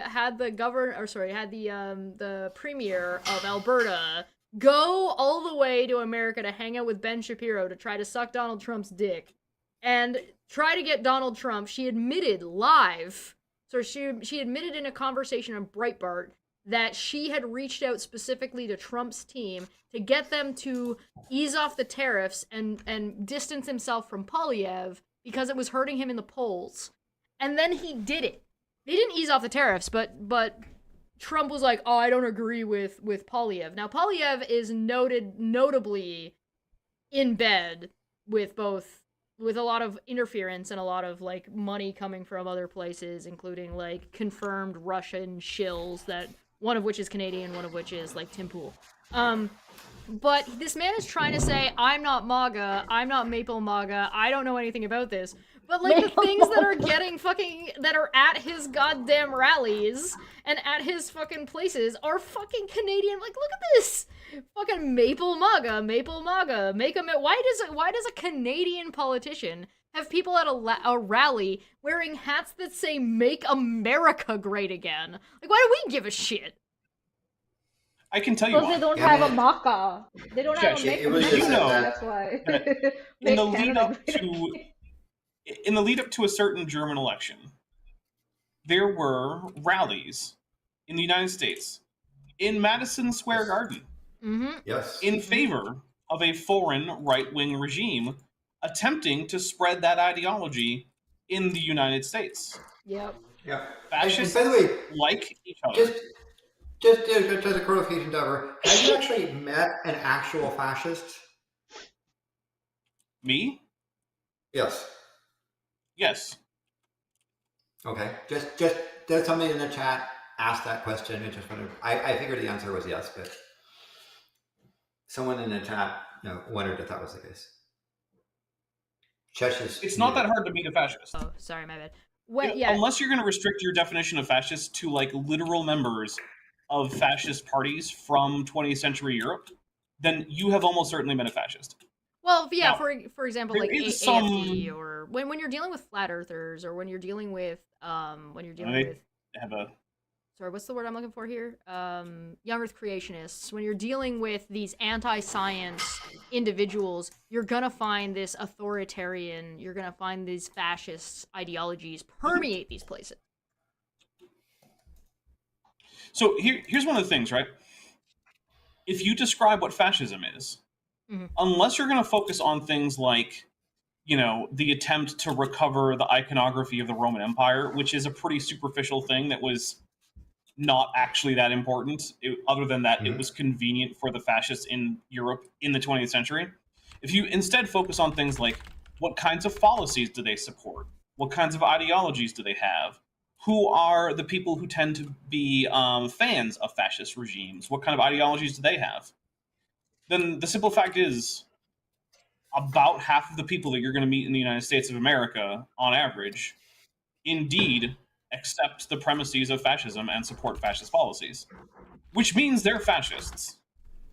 Now, if you want to say, have I met an actual card-carrying member of the, National Socialist German Workers' Party?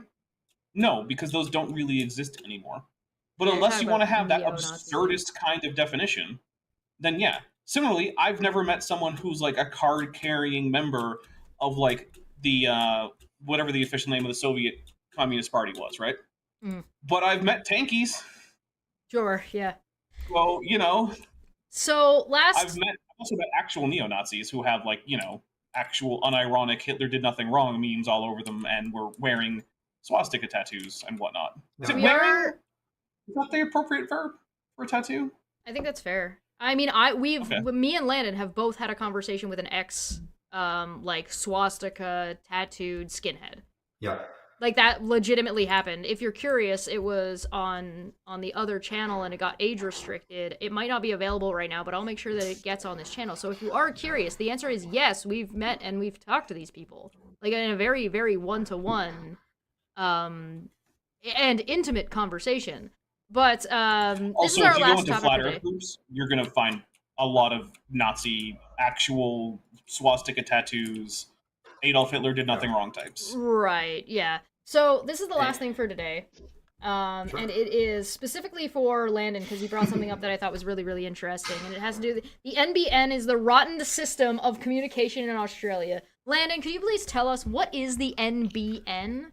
National Broadband Network was an attempt by the Australian government to create a national network for Australia, and then the Tories, like the Conservative Party, which was a combination of Liberal National, got hold of it and corrupted it. One of the problems with NBN is that they have a technology that they were putting of fiber to the home, and they stopped it and basically had fiber to the node and copper to the home. If you are a consumer of internet services in Australia, you are going to an ISP. The ISP is not the one that actually owns the infrastructure; it's the NBN. And so you have an infrastructure problem. What will happen is you go to the ISP, and ISP says, "Well, we can't do anything because the NBN will go into denial." It's a situation where the government of Australia gave the NBN a monopoly over carrying data over fiber networks. So unless you are an educational institution with limited educational sets or a private network, if you have optical carrier of data, digital data in Australia, it must be the NBN.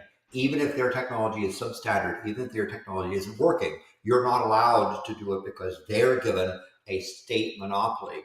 And this is an example of what Tories do, where they take a idea such as the right to communication is a basic human right, and they corrupt it, and then have their sell it to their mates to become sort of this privatized thing that the government upholds the private monopoly on, and it's really a pathetic situation. Australia as a lead in technology.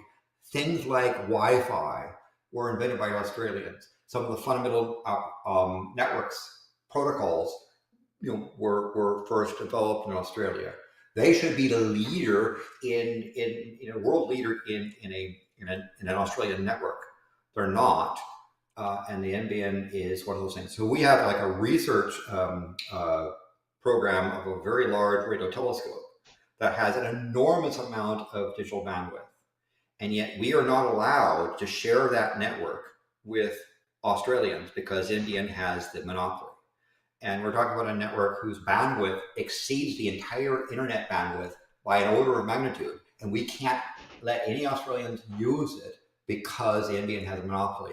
Even we said, because God has extra capacity, saying, hey, people in Western Australia, why don't you? No, they say they're not allowed to use it because NBN has the national monopoly, and it really is. It's now a case where Australia has essentially bordering on sort of a third world level of national digital infrastructure that has been corrupted by the NBN. There is a question in the chat from Tom that is asking, is that why Australia has the worst internet service of the G7?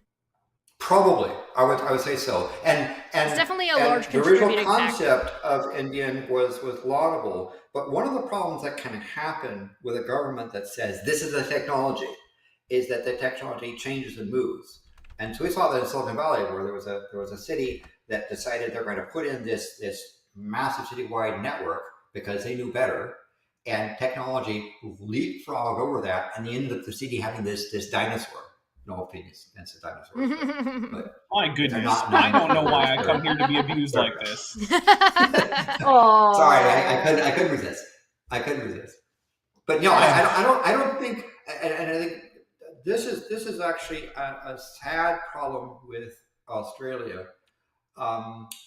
This is just my opinion, but of the first world countries, Australia is by far the most corrupt first world country, by far.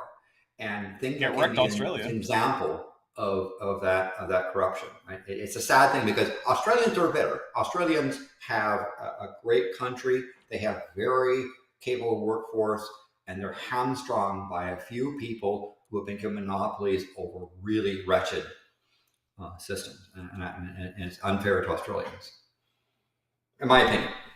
I mean, I don't think I would disagree with that. I mean, Canada is throttled by a duopoly that is made up of Rogers and Bell that basically throttles and chokes Canada's ability and any infrastructure building.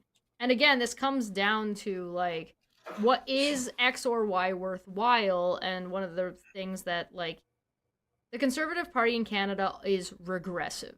Like they want to bring things backwards. They're not trying to move things forward. And it's not to say everybody in the Conservative Party or everybody who votes Conservative Party actually thinks this. This is just the policies that they're putting forward. This is what they've done and what they're intending to do. And I'm not making that up. That's literally what they say they're doing. So if we take them at their word for it, that's going to do a lot of damage to not just our infrastructure, but it's going to maintain problematic status quos in things like infrastructure and communication. And so what Canadians are looking for, and one of the reasons why you see the swing as big as it is this want to actually make progress and not stagnate. And I think you're seeing a lot of that in America. I just think America made a really big mistake in how they were planning on doing that. I think they might ultimately be successful, but it's going to be very problematic. There's going to be a lot of pain involved. Everybody else is going to have to be like, fucking shit, dude, I guess, where we deal with this.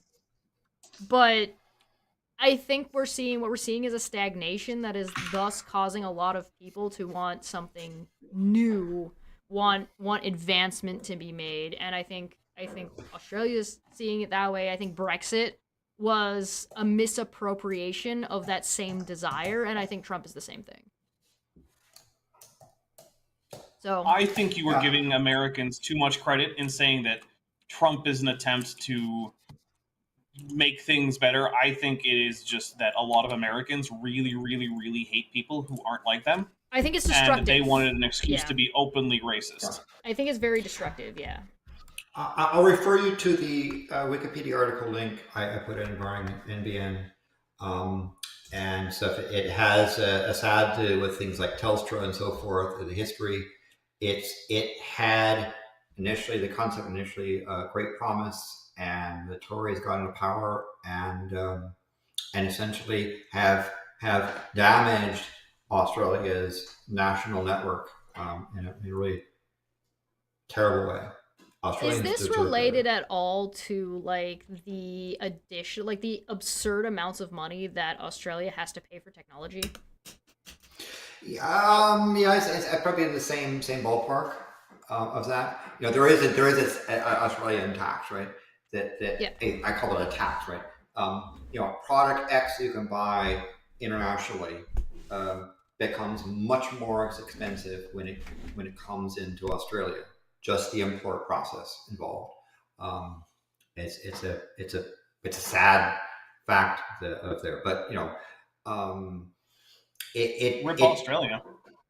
Yeah, it really is. It really is a terrible situation. But anyway, I'll refer you to that data,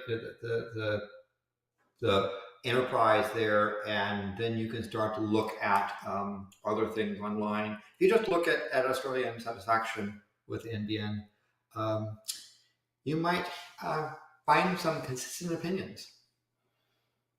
So what I'm getting is this is also Maanya's fault.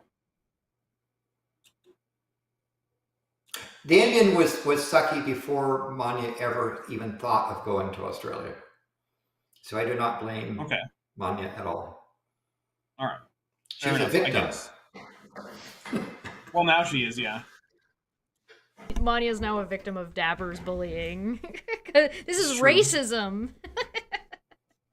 All right. Technically, it's like ethnocentrism, but probably, close enough. But yeah. All right, that is our show for today, everybody. Thank you so much for joining us. This has been a good time. We got through a lot, and I want to thank everybody for being so patient, including our hosts today, Landon, Maanyaa, and Dapper. Thank you for being so patient in getting used to the vibe of the show again, because it's been a while since we've been here, as well as... Thank you, Chesh, for being so patient on herding cats. I'ma kill all of you. We didn't do our lightning round today because we legitimately there was so much to cover, because we did cover some stuff from February, because we did not. For anybody who doesn't know why, Puck died literally the day of. So I was like, I can't deal with that. So I can't come on, and I did consider it, but I was like, I can't come on and do fucking news. Get me out of here. But thank you so much for joining us. I don't think anyone blames you. Yeah, we'll be back soon. The next debate hub is on Sunday, and Seamus is going to join us for that. We've got a bunch of stuff already scheduled for next month. We're almost all the way booked up for April. So thank you so much for joining us. Go and find these lovely people at the links down below, both on their YouTube channels, as well as their Blue Sky accounts, as well as wherever they happen to be active. Look out for more stuff from us in the future. Thank you so much for joining us. Please ensure to like and subscribe and help us reach that. Right now we're only 300 subs away from that 500 goal, so help us with that. Greatly appreciated. Thank you so much. We will see you next time. And I'm gonna leave us on this funny meme of Elon Musk being a little bitch baby. Have a good day, everybody.